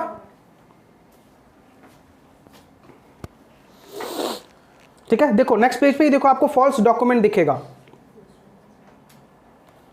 फॉल्स डॉक्यूमेंट में क्या करेगा बेटा तू? किसी का साइन कॉपी कर रहा है, किसी का सील कॉपी कर रहा है, किसी का लोगो कॉपी कर रहा है, ये क्या है? False document. जैसे आपने देखा होगा कि आजकल बेटा गवर्नमेंट के स्टैम्प बनने लगे हैं डुप्लीकेट, ताकि मैं गवर्नमेंट का स्टैम्प लगा के कोई भी गवर्नमेंटल काम करवा लूं। इंडिया बेटा बहुत ही जुगाड़ू का नहीं, यहाँ पे टैलेंट कूट कूट के भरा है, लेकिन प्रॉब्लम पता है क्या है? इस टैलेंट में दाग लगा हुआ है। क्यों दाग लगा हुआ है? इसमें समटाइम गलती हमारी भी होती है, और अगर मैं बात करूं 90% गलती गवर्नमेंट की है। क्यों? हमें इतना एजुकेशन मिलने के बाद क्या नहीं मिल पाती? जॉब नहीं मिल पाती। ऑब्वियसली सी बात है, अगर जॉब नहीं होगा पेट में तो बेटा कुछ ना कुछ डालना ही पड़ेगा ना, उसके लिए अर्निंग चाहिए। आज मुझे बताओ 2 दिन पहले बेटा यूपी में या इधर बच्चों ने ट्रेन में आग लगा दी। ठीक है, क्यों आग लगाई? रेलवे के एग्जाम, बच्चों ने 2 साल 2.5 साल इतने मेहनत किए, और उसके बाद आप क्या बोल रहे हो? एक सीट पे 7-7 बच्चे फाइट करेंगे, किसको मिलेगी? इसलिए उन्होंने जला दिए। अब यहां पे मीडिया क्या बोलती है? बच्चे आतंकवादी हो चुके, खालिस्तानी हो चुके, कुछ समझ नहीं रहे। समझ में आ रहा नहीं यार? कुछ समझ नहीं रहे, कुछ भी कर रहे, पब्लिक प्रॉपर्टी को डिस्ट्रॉय कर रहे, कुछ भी कर रहे। ठीक है, ऐसा मुझे बताओ जब मीडिया उस टाइम कहां थी जब फार्मर्स के प्रोटेक्शन के लिए हमारी गवर्नमेंट ने रोड गड्ढे करवाए थे, रोडों के ऊपर कील ठुकवाए थे, क्या उस टाइम पब्लिक प्रॉपर्टी डैमेज नहीं हो रही है? तो याद है बेटा मेरा एक ही गाना रहता है, हम करें तो करेक्टर ढीला और गवर्नमेंट करे तो रासलीला। आ रही है? यही हमारे इंडियन में चल रहा है बेटा, गवर्नमेंट कुछ भी कर ले सब सही है, एवरीथिंग इज फेयर, लेकिन हम अगर कुछ कर दे तो तुम खालिस्तानी बन चुके हो, पब्लिक प्रॉपर्टी का डैमेज कर रहे हो, ये कर रहे हो, वो करो, हजारों केसेस। बेटा ऐसी सिचुएशन तुम आने ही क्यों देते हो? ऐसी सिचुएशन तुम आने ही क्यों देते हो? आने मत दो ना, लोगों को उनकी बेनिफिट प्रोवाइड करते रहो, लोग कभी भी ऐसी सिचुएशन पे आएंगे नहीं। पहले क्या होता था बेटा, धरने पे पहले कौन आते थे? सरकार। अभी कौन आते हैं? लोग। यानी पहले लोग हैप्पी थे, अभी लोग हैप्पी नहीं है, इसलिए केस में आ रहे धरने पे।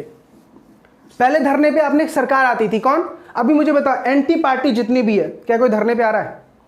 कौन आ रहे? पब्लिक। पहले कौन आती थी? धरने पे लोग आते थे, पेट्रोल का रेट बढ़ा दिया, ये बढ़ा दिया, वो बढ़ा दिया। उस टाइम जब आप उस पोस्ट पे थे तो बोलते थे प्रेसिडेंट को रिजाइन करना चाहिए, ये करना चाहिए। आज आप किस पोस्ट पे हैं? आप क्यों नहीं सोच रहे कि जिस टाइम मैं था उस टाइम तो मैं सबको ब्लेम कर रहा था, अभी आप नहीं ब्लेम कर रहे? तो बेटा फॉल्स डॉक्यूमेंट और फॉर्जरी का मतलब मैंने क्या बताया? फॉर्जरी किसके साथ होती है? डॉक्यूमेंट के साथ। और फ्रॉड किसके साथ होता है? गुड्स के साथ। याद रहेगा। और फॉल्स डॉक्यूमेंट का मतलब क्या है? कि तुमने कोई साइन, सील या मुहर का गलत इस्तेमाल किया है, उसको हम क्या बोलते हैं बेटा? False document. याद रहेगा। चलो अब एक काम करो, इसका जरा फाइन लिख लो बेटा, फॉर्जरी का। फॉर्जरी का फाइन लिख दो तो 465 में कहीं पे भी डाल दो, 465 सेक्शन में फॉर्जरी का फाइन है बेटा 2 साल का जेल, फाइन और बोथ। 2 साल का जेल, फाइन और बोथ।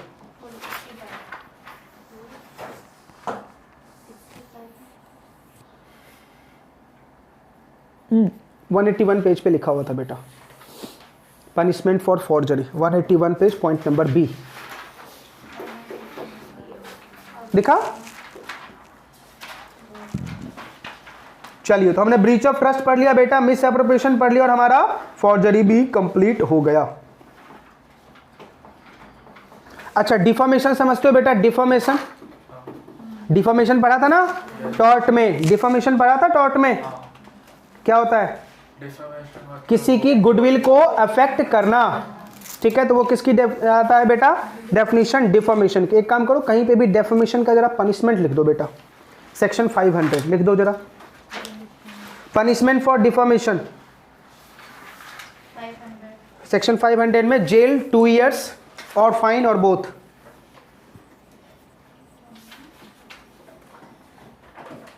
जेल 2 इयर्स और फाइन और बोथ, कहीं पे भी डाल दो। Punishment for defamation, jail 2 years, fine और बोथ। बताओ इस टॉपिक में इंपॉर्टेंट चीजें क्या थे? हमारा पूरा चैप्टर खत्म, इंपॉर्टेंट बातें क्या थी बेटा इस टॉपिक में? सबसे पहले क्राइम होता क्या है, वो इंपॉर्टेंट, बहुत ज्यादा इंपॉर्टेंट। दूसरा, आईपीसी का लिमिट कहां तक है, इंट्रा और एक्स्ट्रा कहां तक लगेगा। फिर तीसरा इंपॉर्टेंट केस क्वेश्चन बेटा क्या बनता है कि सर स्टेजेस ऑफ क्राइम कौन कौन से हैं। ठीक है। चौथा important question, criminal misappropriation, criminal breach of trust, फिर फॉल्स डॉक्यूमेंट, फॉर्जरी और चीटिंग। इतनी टॉपिक्स है ना। देखो इंडियन पिनल कोड में सिर्फ आपने इतना ही पढ़ना है, हमारे सिलेबस में सिर्फ इतना ही है, अदरवाइज कॉन्स्पिरेंसी बेटा। ठीक है, ध्यान से, इंडियन पिनल कोड में कभी स्ट्रेट फॉरवर्ड क्वेश्चन नहीं आएगा, हमेशा क्या आता है? Case study. बस आपको कंसेप्ट एक से क्लियर होना चाहिए, आप सारे केस स्टडी को आराम से सॉल्व करोगे। क्लियर? तो ये बेटा खत्म हो गया आपका इंडियन पिनल कोड। अगली क्लास में हम इसी का बेटा सबऑर्डिनेट चैप्टर लेंगे, इंडियन एविडेंस एक्ट। याद से कभी भी आप रिवाइज करना तो सबसे पहले रिवाइज करो सिविल प्रोसीजर, फिर क्रिमिनल प्रोसीजर, फिर इंडियन पिनल कोड और फिर इंडियन एविडेंस, क्योंकि ये चारों जो चैप्टर्स हैं वो एक दूसरे से लिंक्ड है।